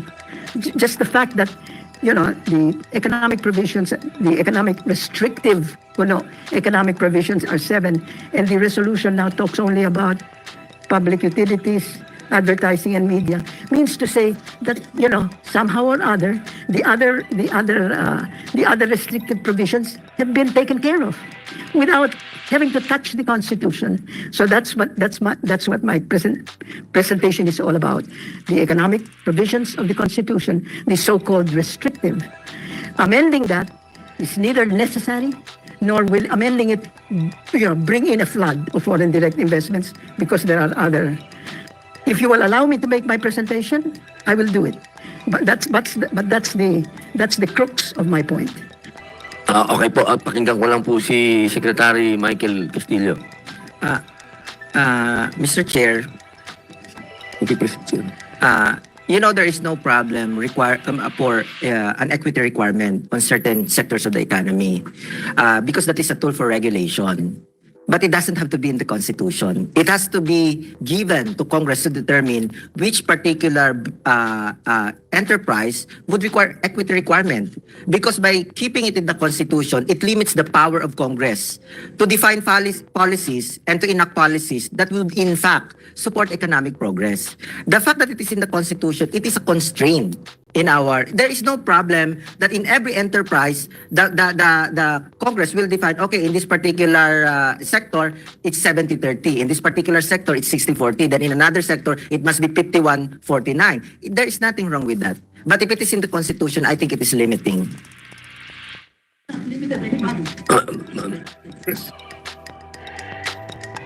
No, I am just saying that the limitations have not, the provisions have not either affected anybody. I will show you the studies that have been made, Philippine studies that have been made that show that, restrictiveness and the fact that, the resolutions talks about the Philippines is the most restrictive with respect to foreign direct investment.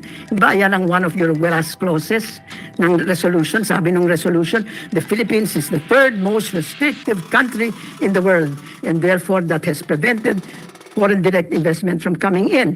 Well, I just wanted to point out that that foreign direct investment restrictiveness index that has been going on from 1997, then it started again in 2003, then it's 2006, then 2010, all the way up. That restrictiveness index shows that 1997, 2003, 2006, 2010, all the way to 2014, the most restrictive country in the world with respect to foreign direct investment was China. And China received the largest amount.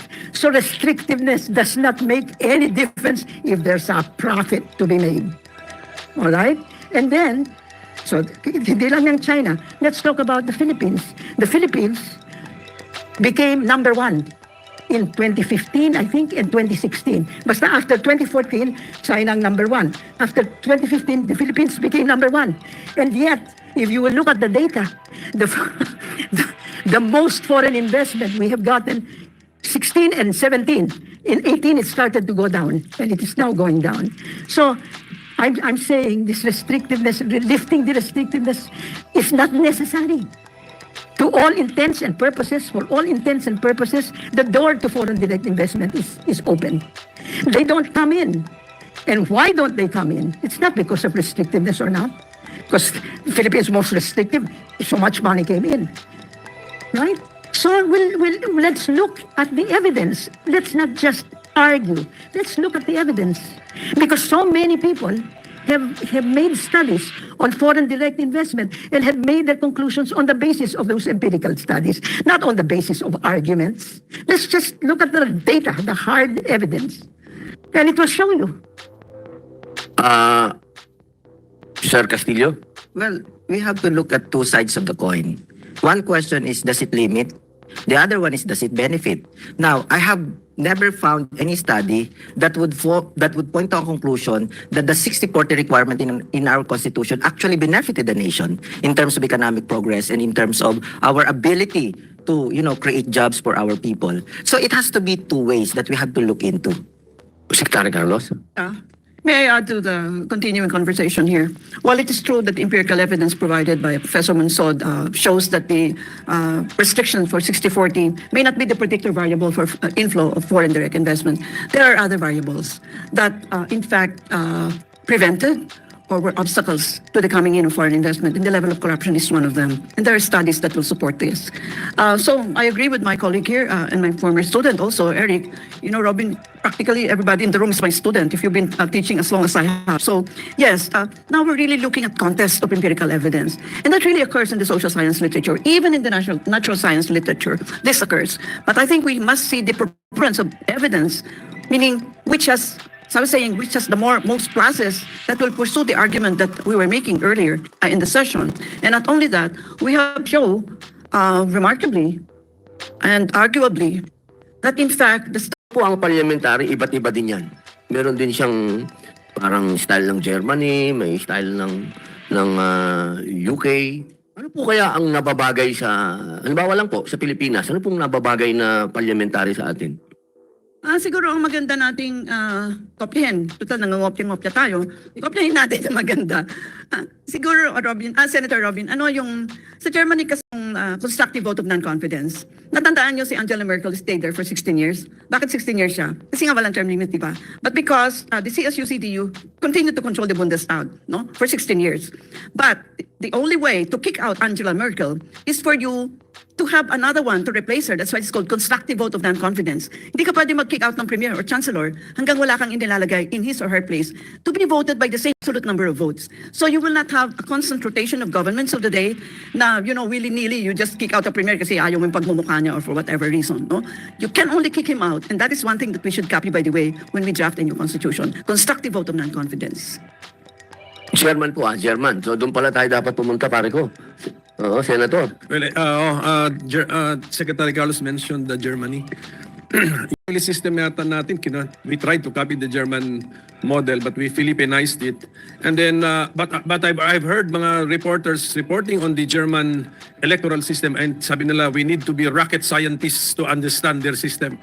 So, ingat-ingat lang tayo sa German model. Siguro maganda siguro sa broad strokes, siguro sa forma, pero even yung mga reporters hindi nila maintindihan how to compute the percentages of the parties controlling the parliament, the Bundestag, because of their party list system na they needed to be rocket scientists daw to understand the system.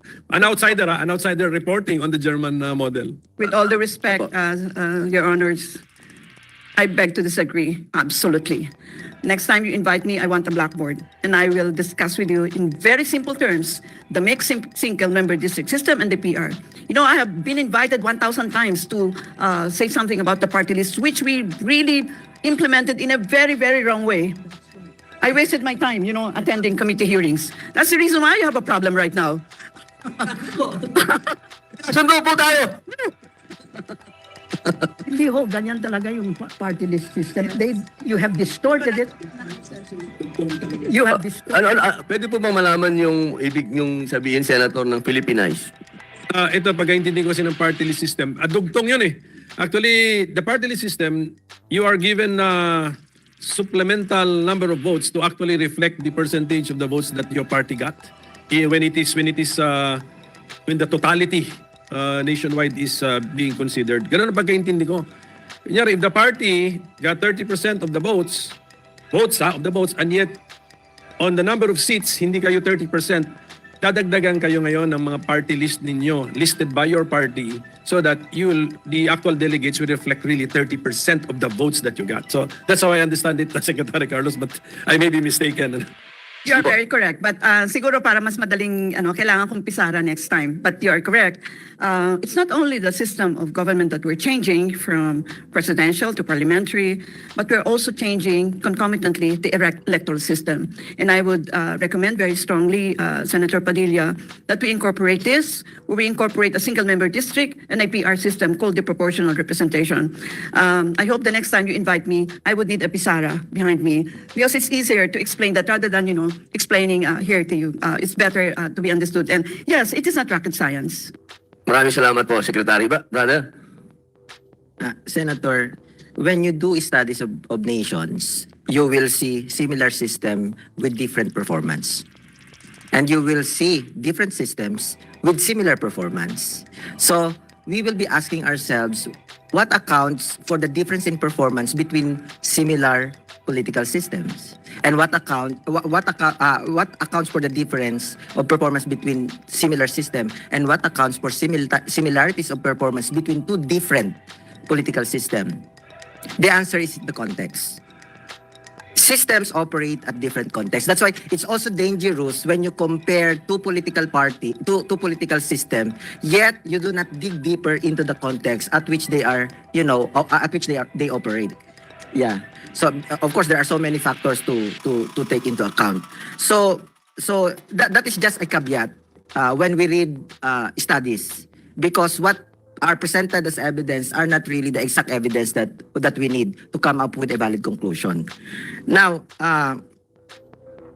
generally speaking, if we are going to amend our constitution, personally, I would suggest that if we are to amend our constitution, it must be designed in such a way that it is the political parties that would choose the candidates.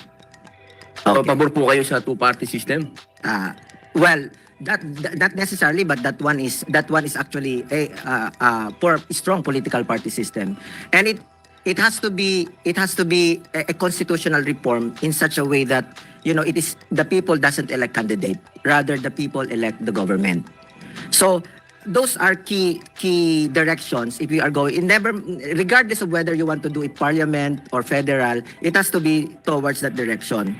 Now, if there is also amendment to the constitution, what I want to suggest is that to change the development orientation of our constitution, because the development orientation of our constitution is mainly land-based, and we have to recognize that the Philippines is an archipelago. So if you look at the development, we are doing development mostly on land. That's why we have congestion in traffic, but our marine space is underutilized. But remember, our marine space is not just a strategic addition to our resource base. It is in fact the primary source. But we are, the marine space, the marine assets are not being tapped. We have traffic because we do not use the water for our transportation. Now, so it's the development orientation that we have to come up with an archipelagic framework for development. Now, there is also problem with how we the principle of checks and balances, the separation of powers, has been reduced to a system of mistrust. Yan, sabi nyo kanina, bago maka-attend yung isang in-invite ninyo, 3 layers ang approval bago siya maka-attend. Because our system is so designed that it is based on mistrust. That's why even a single check would require a document, would require 69 signatures before the check is signed by the one who is authorized to sign the check. So it is premised on mistrust. We have to look into that because it is embedded in our governance system, and we need to correct that problem. Now on the 60-40, I think it is not necessary. What is important is stronger regulatory control. Now, my last point, Your Honor, is, and I have to beg your indulgence on this, you talk about difficulty in implementing our laws. In my 2 decades working as consultant in various government agencies and also as regular resource person in the House and in the Senate, what I have noticed is that most of our legislations are not properly abstracted. The ideas, yeah, they are not properly abstracted. What I mean by policy abstraction is that the different provisions of laws are supposed to be abstracted from the first to second to third and the fourth level of policy abstraction. The first level of policy abstraction is at the level of objectives, goals, principles, and ideology. Now, the second, but your objective must be supported by what we call policy lines. In the literature, we call it strategies. Okay, we call it strategies. Now, but your strategy is still broadly written. So it has to be supported by specific measures. And your measures must be supported by specific practices. Why am I discussing policy abstraction? Because when you look at Republic Act and implementing rules and regulations, they are copycat. They are copycat. And the reason why it also takes time for us to legislate, because we are putting too many details in our legislations and we debate every provision. So my common experience whenever I am asked to consolidate various bills or to refine a substitute bill is that a 26-page bill, you could always reduce it to 10 if properly abstracted, because the first and second level of policy abstraction must be in the RA. But the third and the fourth level of policy abstraction must be in the IRR. And we cannot make distinctions whenever we review a Republic Act and its implementing rules and regulation. And it's difficult to implement. Ayos. Apo, meron lang po akong... boss? Good theory, pero dapat pag-usapan na lang siguro natin yan outside of the committee hearing kasi yung topic iba eh. But that's good in theory. Tingnan natin. But ako, I advocate, ayoko ng generalization lang na sa law because I've seen the abuse sa IRR eh. These are unelected people, feeling like they are the legislators. They change the meaning of the law, the objective of the law. Kaya sabi ko, if we can put some details in the law, I'm an advocate because of the Philippine experience. That may be applicable sa ibang bansa, but in the Philippine experience, as of the moment, di ko naman din pinutuldukan, as of the moment, if there are some important details, put them in the law. Kasi these unelected drafters of the IRR, they feel like they are the third chamber. They amend the law. I agree, Mr. Chairman. I agree. Mr. Chairman, I even delivered a privileged speech during the last Congress regarding unauthorized IRRs. So the finer details of legal crafting, including the general principles, leave that to the legislators. Leave that to the legislative intent. And the IRRs should just jive in for the details that are lacking, and it has to be again subject to a legislative oversight. So these are details. Tama, Senator Pimentel, leave that to the Congress. That's what our job is. Yan. Honor, Maraming salamat po, Senator Tolentino, Senator Pimentel. Maraming salamat po, Secretary.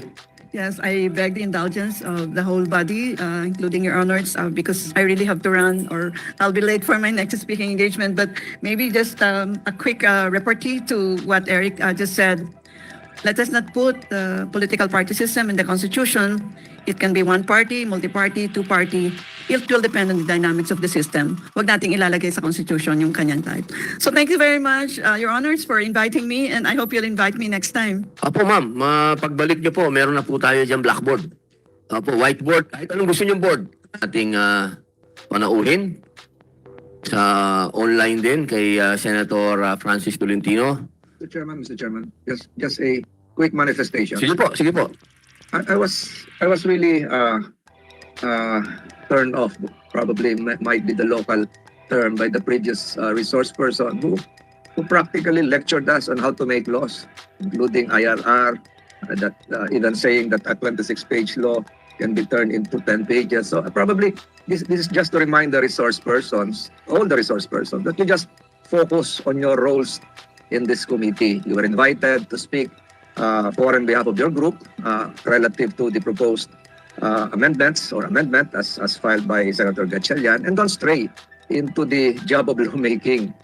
It demeans this committee, it demeans the Senate if you lecture us on lawmaking. Not even the Supreme Court is entitled to lecture on us. Incidentally, Mr. Chairman, I have two classmates who are members of the Supreme Court. One is even the Chief Justice, the current Chief Justice of the Philippine Supreme Court. And I will not let them lecture on your committee or any committee of the Senate. So again, I ask the resource persons, refrain from doing that. Otherwise, I might say some other things that would be beyond the norms of parliamentary procedure. Just a manifestation, Mr. Chairman, nakakalungkot. Ang tagal-tagal na namin nag-aaral ni Senator Pimentel ng batas. Ako, nagtuturo pa ng batas. Le-lecturean tayo kung paano gumawa ng batas. Just for the record, Mr. Chairman. Maraming salamat po, Vice Chairman. Ang nangyari lang, nakaalis na yung nagbigay ng yung ating resource person. Pero ano po yan, taken. At pagbalik niya, next hearing, sasabihin po natin sa kanya yung kanyang mungkahi na inyo pong pagpapaalala sa kanya. Maraming salamat po, Senator Tolentino. Okay, pwede na po natin na pakinggan kung saan po tayo naputol sa presentation po ng ating ginagalang at minamahal Professor Sulita Munsod. Dito po. Full screen po natin.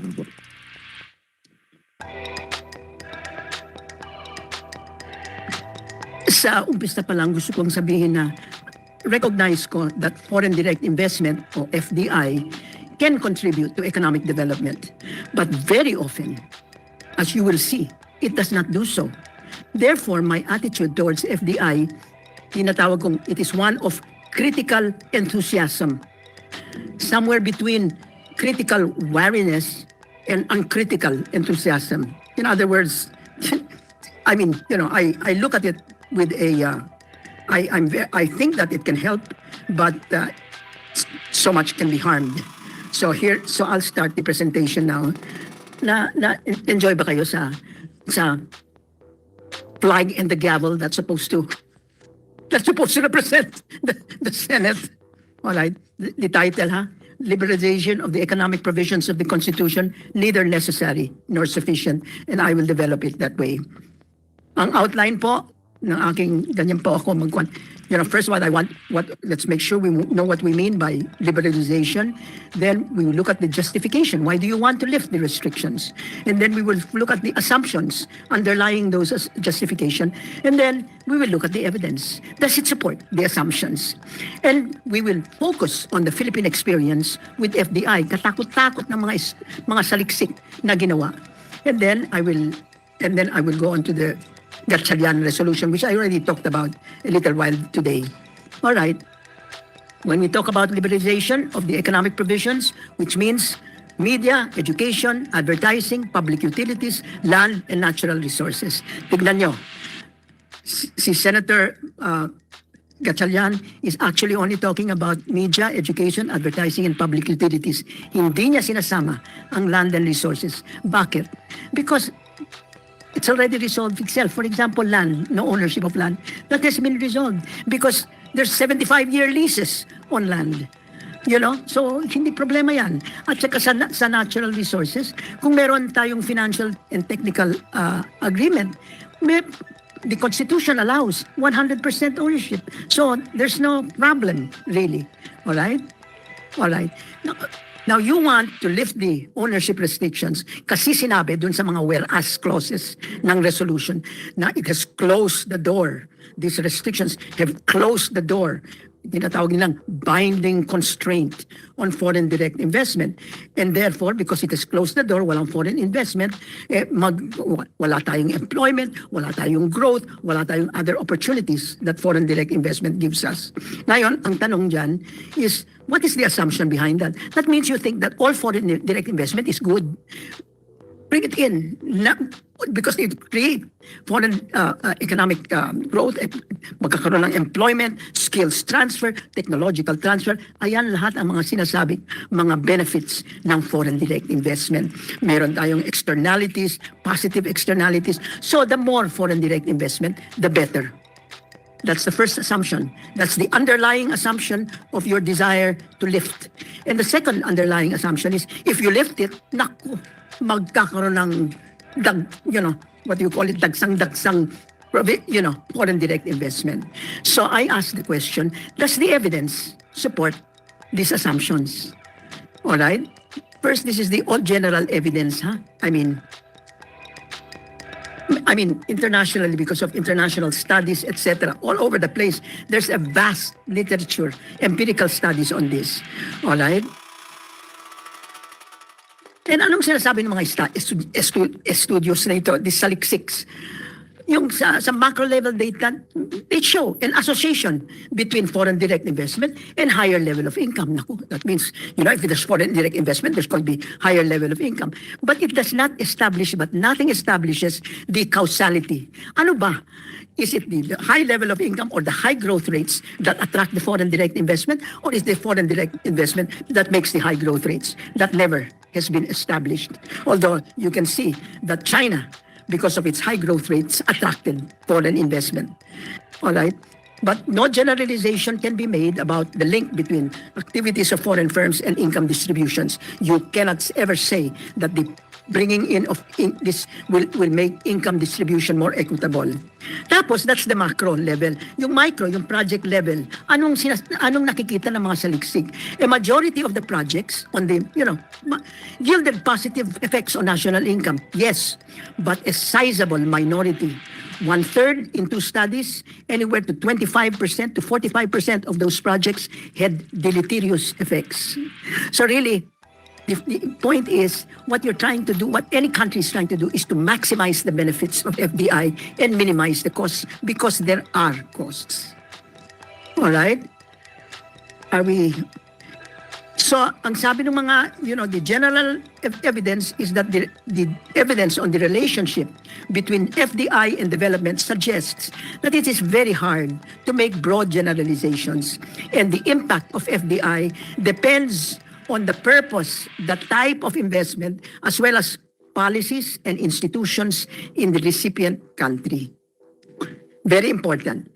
Other findings, this is normal, ha? Sabi nila, actually FDI comes in 4 forms. One is yung FDI in extractive industries, mining, oil, etc. One is FDI in infrastructure, building roads, building bridges, etc. One is in manufacturing and assembly, and the other form is FDI in services. Now, each of these, sinasabi ng mga eksperto, each brings such distinctive benefits, and here I'm quoting, such distinctive harms, and they pose such distinctive policy challenges that each must be analyzed on its own.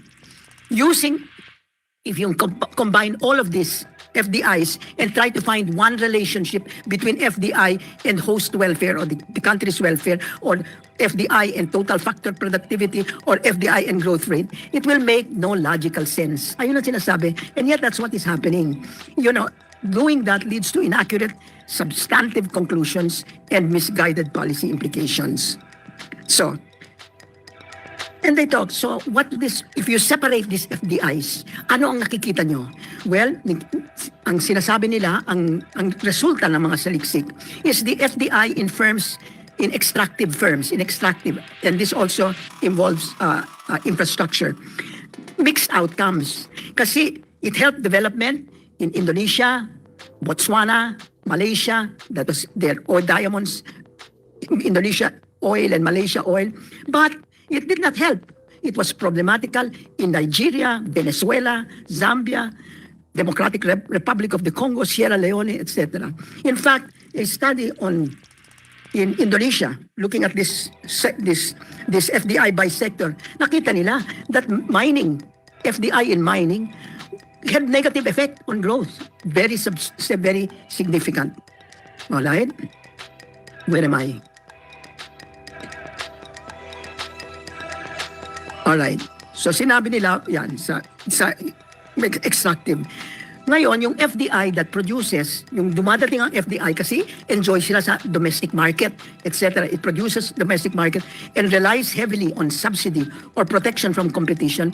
This kind of FDI is less likely to be beneficial and may even generate economic losses for the host country because yung FDI na ito ay gumagamit ng older technologies, operates under restrictions that raise costs, hinders exports, and reduce productivity gains. Ayun that is the overall results of the studies. Now, the only FDI that is most often found to have a positive relationship with growth and development is FDI aimed at firms producing manufactured exports and operating in competitive global markets. Ayan. And our constitution does not have any restrictions on this. Manufacturing, totally free. So that's the one. That's the good FDI. And the constitution allows it. I mean, totally. Nothing. So that's it. Now, ano naman ang Philippine experience sa FDI? Katakot-takot ng daming studies. And I get this from... I get most of this from the survey of literature done by Dr. Aldaba. By the way, Dr. Aldaba is now the Assistant Secretary of Department of Trade and Industry. She is an expert on competitiveness, on FDI, etc. You should ask her to come. All right. So, yung studies na ginawa during the early 1980s, critical impact on the economy. Looking at the period from 1945 to the 1970s. Ayan. Itong one study, Lindsay and Valencia, they did a survey of the literature. Ang conclusion nila, the argument that foreign investment has made substantial contributions, this is specific to the Philippines, to the economic development of the Philippines is a weak one. Significant costs and minor benefits are more the order of things. Ayan ang finding nila. And sabi naman ni, I think, Chit Subido in 1974, it is the rate of return that ayun ang talagang pinaka-significant variable that explains FDI to the Philippines. Kung maganda ang profit, papasok ka miski anong mangyari sa'yo. Now, ano naman yung 1980s, nakita nila na very little FDI was coming to the Philippines and more to its Asian neighbors. So they were studying why was the FDI lagging behind ASEAN neighbors in attracting FDI. Ayon. Ito naman ang sabi ng mga saliksik. Sabi ni Lamberte, he found that a liberal legal framework is not enough to attract FDI in the country. It must be complemented by sound macroeconomic policies, particularly in managing economic growth, foreign exchange, wages. These were all found statistically significant in the regression analysis done. Ayan ang resulta. For the Philippines, ayan ang nangyayari. It's not just liberal legal framework, of course. Another study identified the factors that explain why Philippines failed to capture its share of FDI. Well, because in the Philippines, there was no positive relationship. I mean, there was a positive relationship between FDI and the level of protection.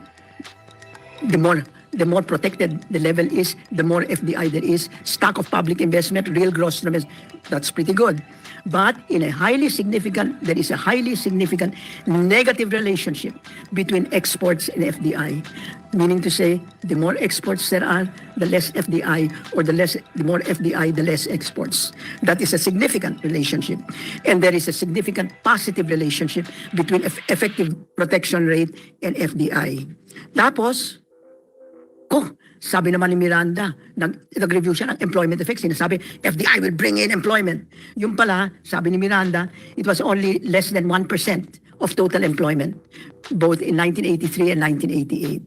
Then si Austria naman comes out and says, assess not only the impact of the country's FDI policies on FDI flows, trends and patterns, but most importantly, she examined the channels through which FDI affects economic development.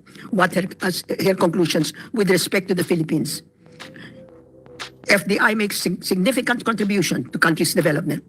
Sabi niya, but its impact on technology transfer, productivity, domestic linkages, and employment are limited. This is for the country. This is the experience of the Philippines. Then sabi niya, the apparent lack of suppliers and poor logistics and infrastructure have been the major impediments to FDI. Not the restrictiveness. Tapos sabi niya, yung FDI na dumadating, hindi sila nag-create ng backward linkages and forward linkages. Sabi rin niya, employment contribution also remains small. These are the fact that there is the deleterious effects of FDI or not so beneficial effects. Tapos sabi niya, there was a positive relationship between foreign direct investment and total factor productivity. Very important, to increase productivity, but it was not significant.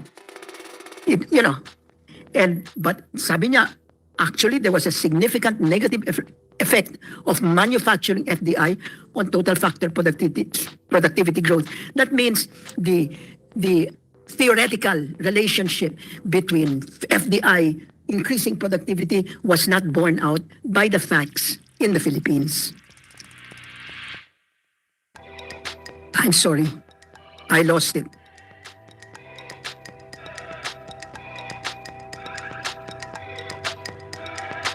Okay. I cannot seem to change it. What's the next? ADB. Sabi ng ADB in 2004 and World Bank in 2005. This is about the Philippines. I cannot read that far. Let me now. Okay. Ayan. Tapos sabi nila, it is very important to create an enabling environment and good investment climate with key factors such as macroeconomic fundamentals, infrastructure na naman, governance, and institutions. Then your Congressional Planning and Budgeting Office in 2003 identified the factors discouraging FDI: high cost of business, electricity, wages, corruption, high risks, including policy inconsistency, political instabilities, peace and order. Ayan ang sabi ng... So, then they examined the effect of, kung magbigay tayo ng incentive, dadating ba ang FDI? Nako, sabi ni Lamberte at Andaban, pinag-aralan nila, that the changes in the investment incentives regime are ineffective in attracting FDI. Sabi nung Reside, many of these incentives are redundant. Hindi kailangan talaga ito because the FDI will come because of the market size of the Philippines and because of the resources of the Philippines. They will try to come in anyway. Binibigyan pa natin ng incentives. And Aldaba concluded that in the country's complex investment incentive system combined with poor investment climate explain why the Philippines has performed badly in attracting FDIs inflows relative to its neighbors. And finally, in 2010, Aldaba talked about whether FDI generates positive spillovers. That means, technical transfers, technological transfers, skill transfer, knowledge transfer. Sabi niya that the empirical evidence that shows that based on the full sample, productivity spillovers take horizontally inside an industry, but there is no evidence that productivity or employment spillovers take place between backward and forward investment. Ayun ang sinabi niya. So, that is it. Sabi ni Aldaba, the government must continue to pursue policies to lower power and communication costs, to provide sufficient port systems, reduce travel time, offer travel and shipment options. In other words, to improve the country's investment climate, it is important that the government immediately focus, and this was said 12 years ago, not only on inadequate infrastructure, but on the country's low institutional quality, the corruption, and inefficient bureaucracy that continue to constrain doing business in this country. I mean, all it says, sabi ni Subido, in 1974, the FDI will come if there are profit opportunities. Never mind what happens. But, you know, to make them come, to attract them, you have to make sure that the institutions are correct, there's adequate infrastructure. Bakit naman sila darating? Kung corruption, bayad sila ng bayad, etc. So, it's a very simple thing. You want FDI? Forget about restrictions. You just make the investment climate good, and they will come. And they will manage to overcome this. I think that is what it said. I just said, please take note that in none of these studies was there ever any conclusion or finding that mentioned that the economic provisions of the Constitution was a binding constraint to the inward flow of foreign direct investment. Now, supposing we remove the binding constraints, all right? Will that open the doors to FDI? Tignan natin. The factors affecting investment, according to the World Investment Report, adequate infrastructure, skill levels, the human capital, the quality of the general regulatory framework, clear rules of the game, fiscal determination. That's it. They don't say, you know, restrict, remove the restriction. Nothing. They don't bring that up. Ayan, ito na yung next. Makikita niyo, the next one shows the table. Will you put it to the next one, please? The next slide shows the whole, ayan. You cannot see that. But those are all the determinants of FDI. You want to make that bigger? Can you make that bigger? There are host country. I just want to show you that there are about 25 or 27 determinants here. But sa policy framework for FDI, ang pinakauna is economic, political, and social stability. The rules regarding only come second. Standards, you know, standards of treatment. Then there are economic determinants. Yung market size. We are a very large market size, so we should be very attractive to foreign direct investment. You know, we hope that there's market growth. Anyway, these are all the factors investing. Yung rules regarding entry and operations, only one out of so many rules. Okay? That's what I'm saying. Yung 12 foreign investment negative list natin enumerates 24 activities that are not allowed. And only 10 of those activities are restricted because of the economic provisions. But kung titignan niyo yon, only 5 really are worth determining. So 5 of 24 in the negative list are affected by constitutional provisions. Now, will liberalizing open the door to FDI? Tignan nyo ang nangyari sa ownership of land. Sabi nila, the foreigners are not allowed to own land, they'll not come. But they're allowed to lease land up to 75 years. What do they care about 100%? That is, you know, and in control. Companies controlled with less than 40% of common stock is not unusual. PLDT and Transco. They're controlled. I mean, who is the chair of Transco? It's the chair of some Chinese government corporation in China. I cannot believe this. You know, because you said it's got to be, you know, they only have 40%, so they will not control. They are in control. PLDT. Well, now PLDT is now no longer, at least as of now, PLDT is no longer a public utility, hindi ba? They've removed it. So nawala na ang problema ng PLDT. You know, hindi kailangan changing ang constitution. Meron silang ginagawa na kayang-kaya. Tapos super majority, merong super majority. You are the lawyers, you know. Requirements on key decisions, they protect foreign shareholders. Hindi sila parang, you know, they're left out in the open. And then the Philippines redefined boundaries of an industry. Electric power industry, before all of that was supposed to be a public utility. The APIRA law defined generation says it can be under foreigners. And now Republic Act, the latest 11659, all right. In mining, as I told you before, the financial and technical. So, and there are innovative financial instruments that allow beneficial ownership without voting rights. So, in other words, restriction does not represent a binding constraint. All right? Okay. Here it is now, the final, not almost final. The claim that economic provisions of the Constitution have closed the door to FDI are not borne out by the facts. Foreign investors are in happy control or in beneficial ownership, either by liberal interpretation or by redefinition through legislation or the use of creative financial and other instruments. They want to come in, they'll come in. That's the point. Amending the Constitution is not likely to open any new doors to FDI because for all intents and purposes, they're already open. So it is not necessary to fool around with those provisions. Amending the Constitution will not bring in FDI unless the factors affecting FDI are addressed. So, meaning to say, amending the Constitution is not likely to open any new doors. It's not necessary to amend the Constitution. And the Constitution, the FDI will not come in if you amend it because, because there are other factors which mitigate against bringing in this foreign direct investment. All right? However, the costs of undertaking the amendments may be burdensome. You know, say, it's okay, why not? Oh, but there are costs. And I mentioned some of these. These are mine. This is not a study. These are mine. There are direct financial costs associated with the convening of the Constituent Assembly. There are direct financial costs associated with putting the amendment through plebiscite.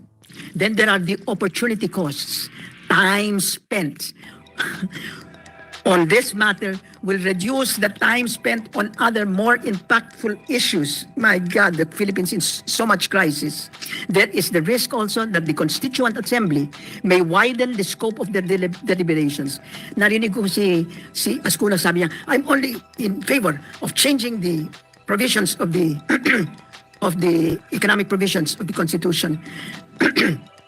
But once you convene a Constituent Assembly, the Constituent Assembly doesn't hold itself bound to anything that you say before them. They can open to everything. That's the problem. And they might bring in other things. I don't know what they will do. And if the amendments are passed as proposed in the resolution of Gatchalian, there is the risk of increasing, I beg your pardon, gentlemen, there is the risk of increased rent-seeking activities in the enactment of laws. There is also the risk of weakening already weak institutions. Those are the costs. So, let us now focus on the Gatchalian. Sabi ng first whereas clause ng resolution nyo, something about, you know, the economy is doing all right, quote, amid improvements in governance. He said that. In other words, there are improvements in governance, and that phrase is not at all accurate. Corruption Perception Index and the Rule of Law Index shows the deterioration from 2014 or 2015 to 2021. And this is validated by the StatDev of the Philippine Statistics Authority. In other words, there was no improvement in governance and improvement in the rule of law. There was a marked deterioration. And I will show you. Here's the Corruption Perception Index. Next, please. Corruption Perception Index. 0 is the most corrupt and 100 is the least corrupt. All right? Ang Philippines 38, that is the highest our score was. It was achieved in 2014 and it has been going down since then. From 2014, we were 85th out of 174 countries. In other words, we were in the top half of the 100, nasa more than half. We were not in the bottom. From 85th out of 174 countries, we have now deteriorated to 117th out of 180 countries. That's the deterioration in the Corruption Perception Index. In the Rule of Law Index, it's even worse. And these are targets of the Philippine Development Plan. Huh? Rule of Law Index. Noong 2015, 0.53 tayo. We were 51 out of 102 countries. Deteriorate until 2021, we are 0.46 from 0.53 to ang laki nun. And we went down from 51 out of 102 to 102 out of 139. So I am just saying that the statement made in that resolution is an inaccurate reflection of the facts. There has been no improvement in governance. Okay.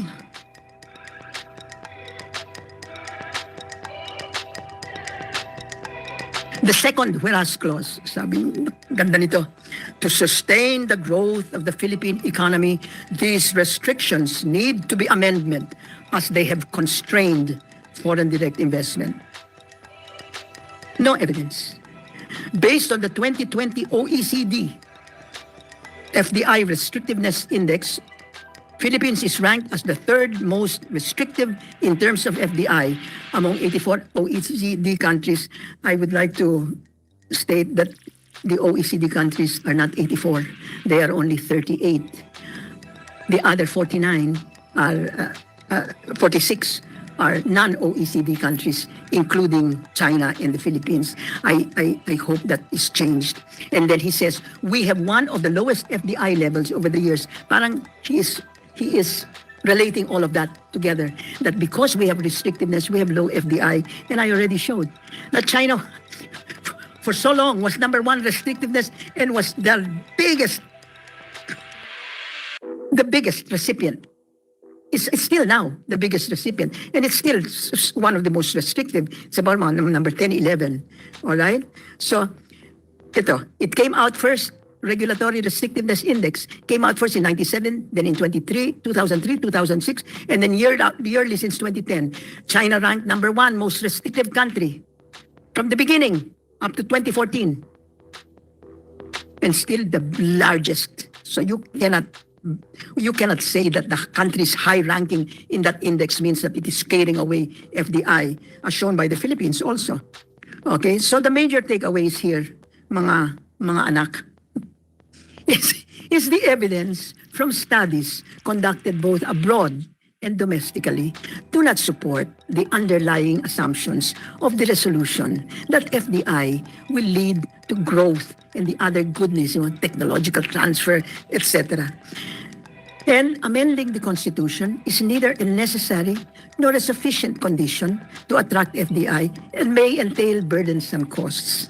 And finally, please do not use the OECD Regulatory Restrictive Index, because it cannot be used to show that restrictiveness blocks FDI flows. If restrictiveness blocks FDI flows, China would not even be in one of the major recipient in Asia. Okay, that's it. All I'm showing is the evidence. I mean, I'm so sick of arguments, etc., and assertions.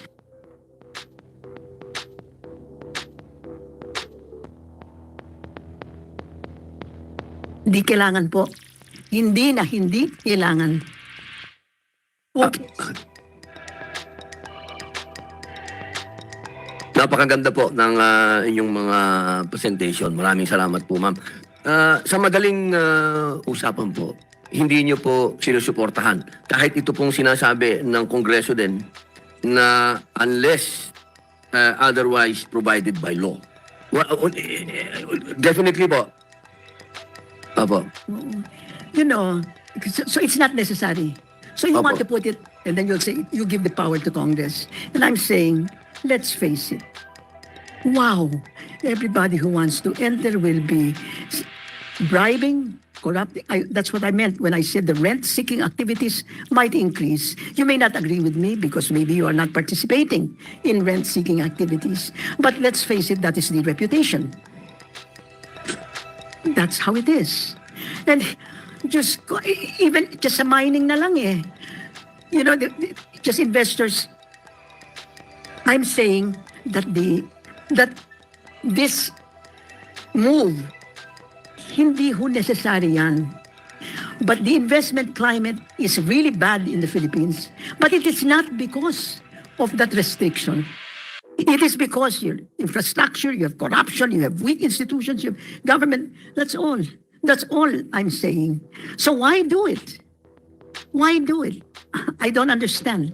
And if you do it and then you say, leave it to Congress, look what happened when we were trying to pass the excise taxes on cigarettes. It took 14 years, I think, something like that. I don't remember anyway. But there was so much lobbying and there was so much envelopmental whatever that was going on. You think that it's not going to happen with the big minds coming in, with the Chinese coming in, etc. And you're going to expose your institution to that kind of pressure? Please. I mean, that's where I'm coming from. The costs of amending that when it is not necessary are so much greater than you think that, it's not just a simple thing. Unless otherwise provided by law, okay na yan. Bakit po kaya, ma'am, yan ang gustong hakbang ng hindi lang ng Kongreso, kundi ng Senado? Yan po. Bakit po kaya nila itinutulak yan? Hindi po kaya, hindi Since po kaya, 2002. hindi po kaya, 1998. kung kailan man po, hindi po kaya din natatagalan na sila for 34 years na nandoon po yung provision na yon. Para sa kanila, Well, I am saying that the studies show that it is not. They don't look at the studies. They don't, you have a PIDS, Philippine Institute for Development Studies. You've got a whole, you've got a whole literature all over the place. Pero hindi, sabi niya, foreign direct investment, okay na okay. Hindi ganun eh. Everybody realizes that, foreign direct investment is not all good. And, you want to make sure that, you get the right foreign. It's not only the quantity that's important, it's the quality of foreign direct investment. But unfortunately, in the Philippines, we neither have quantity nor quality. Hindi po kaya, ma'am, sa 34 years, kasi parang 1987 Constitution, 34 years, kami po, lalong-lalo na po si kasamang Senator Coco Pimentel at kasama din po ang iba namin mga kasama sa PDP Laban at pati po si kanina si Secretary Clarita Carlos. Yung pong aming opinion ay nagkakasundo doon sa opinion po ng studies po ninyo na may kinalaman po din lahat yan sa korupsyon. Kasi hindi po pwedeng wala yung korupsyon eh. Lahat po may infrastructure, lahat. Nandun po lahat eh. Kaya po ang aming mungkahi, kung aamendahan lang ang isang provision sa konstitusyon, ay hindi sapat ito.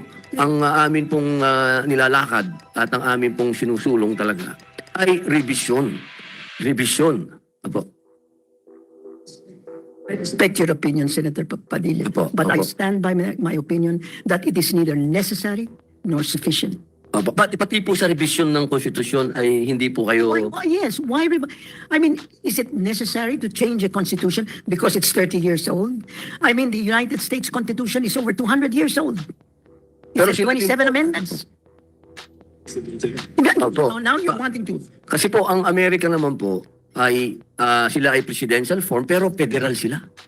Nagkakaroon po ng kapangyarihan yung kanilang state para maggawa din ng sarili nilang mga batas. Hindi po ako nakikipagdebate sa inyo, ma'am. Ako po ay tagahanga po ninyo.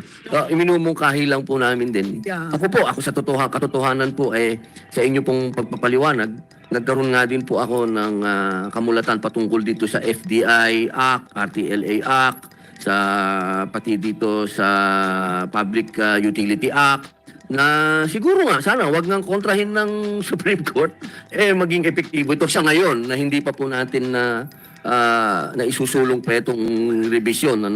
Ang ano ko lamang po kasi, para sa akin, ibinigay na po natin ang 34 years sa ating mga local investors. Tiwala, lahat. Sige, kaya nyo yan. Pero pag tinignan, sabi nga po nung bisita po namin ang legend na si Attorney Christian Munsod, siya din po nagsabi, noong 2010, sabi niya hanggang 2016, ang taas ng labor activity o productivity, ang taas, sabi niya. Ang malungkot lang, hindi umabot sa baba. Kumbaga, ang nangyari, ang kumita lang, ito lang mga investor. Pero yung ating mga laborers and employees, hindi nagbago yung kanilang mga sweldo. Sabi nga po ng ating kagalang-galang na senador, kasi hindi tayo nagkaroon ng pagkakataon na yung mga nasa malalayong lugar nagkaroon sila kumbaga ng say. Kumbaga, ang nagdedesisyon lang, yung nandito sa central power, hindi umaabot tuloy.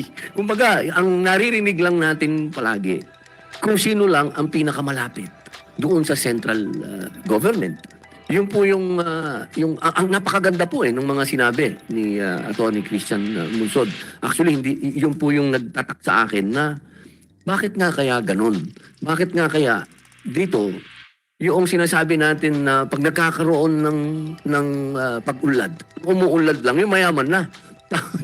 yung mga mahirap, lagi silang naiiwan. Pagkas ganun po kasi ang usapan, pag tinransmit mo siya ng mas malaki, ganun din sa bansa, sa mga lugar natin. Ang nagkakaroon lang ng pagkakataon, itong central power lang, kung sino lang yung malalapit sa Manila, sila lang yung nababalatuan ng pag-unlad. Pero pagdating doon sa malalayong lugar, kung sino pa yung mahihirap, sila lang ang namamalimos. Yun lang po yung nakikita namin. May gusto po kayong sabihin, Senator? Opo. Yun yung mga scenarios nga na hinahanapan nga natin ng mas mabilis na solusyon sana. Kaya we're looking for, ako ma'am kasi, I believe that governance is an experiment, an ongoing experiment. We should be willing to adjust. So if it needs amending something as sacred as the Constitution, anyway, there's an article there allowing its amendment and revision. Kaya nga, that's why even the framers know that nothing is really fixed. Governance is an experiment. That's why I have an open mind. But ito lang dadagdag ko as a party man myself. Ito medyo mag-digress tayo, nakakatawa to dahil si Senator, our chairman mentioned is PDP Laban. I'm also PDP Laban.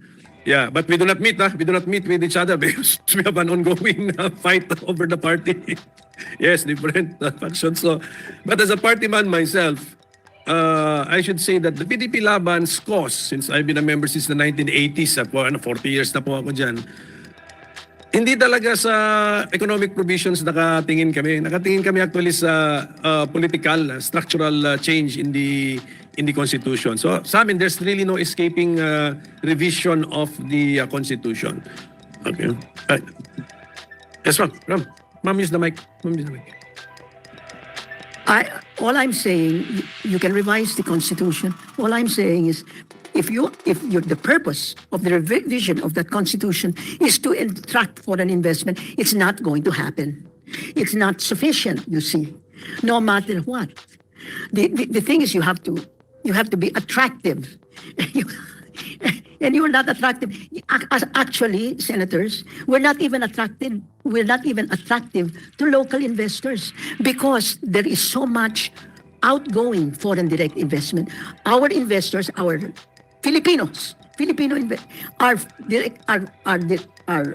are sending money abroad to build plants, etc. China, Taiwan, Hong Kong, I don't know where they're going, Indonesia. In fact, sometimes the inflows of direct foreign investment from abroad are less than the outflows from our people. So if we cannot even attract our domestic investors to the Philippines, how do you expect the foreigners to come in?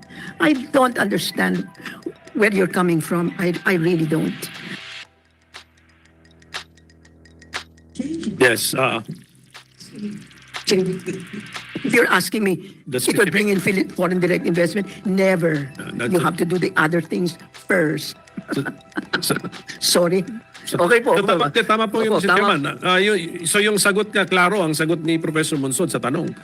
Will changing the Constitution, especially the so-called economic provisions, bring in FDI? Sagot categorically no. Okay. But the party is not worried because that has not been our intention from the very start. Hindi yun eh. That is not. Our intention is structure. We're looking, because governance is an experiment, we should be open-minded and be willing to change the Constitution to look for a structure of government which will bring efficiency in government. Yung decision-making process is shortened. The decision maker is closer to the source of the problem and the people, so that they will immediately feel the benefits of government's actions and decisions. So in effect, nakatingin tayo, to really shorten this, nakatingin tayo sa the quality of life, the standard of living of the Filipino. Yun ang hinahanap natin. What will improve that? What is that? So ang sagot ng partido for 40 years, federal form. Just a reminder to the newly elected EVP of the other faction in the party, Except Senator Pimentel. Mr. Chair. We are still one, my brother. Yes, ma'am. Yes, ma'am. Sorry po. No, your father was the father of the local government code.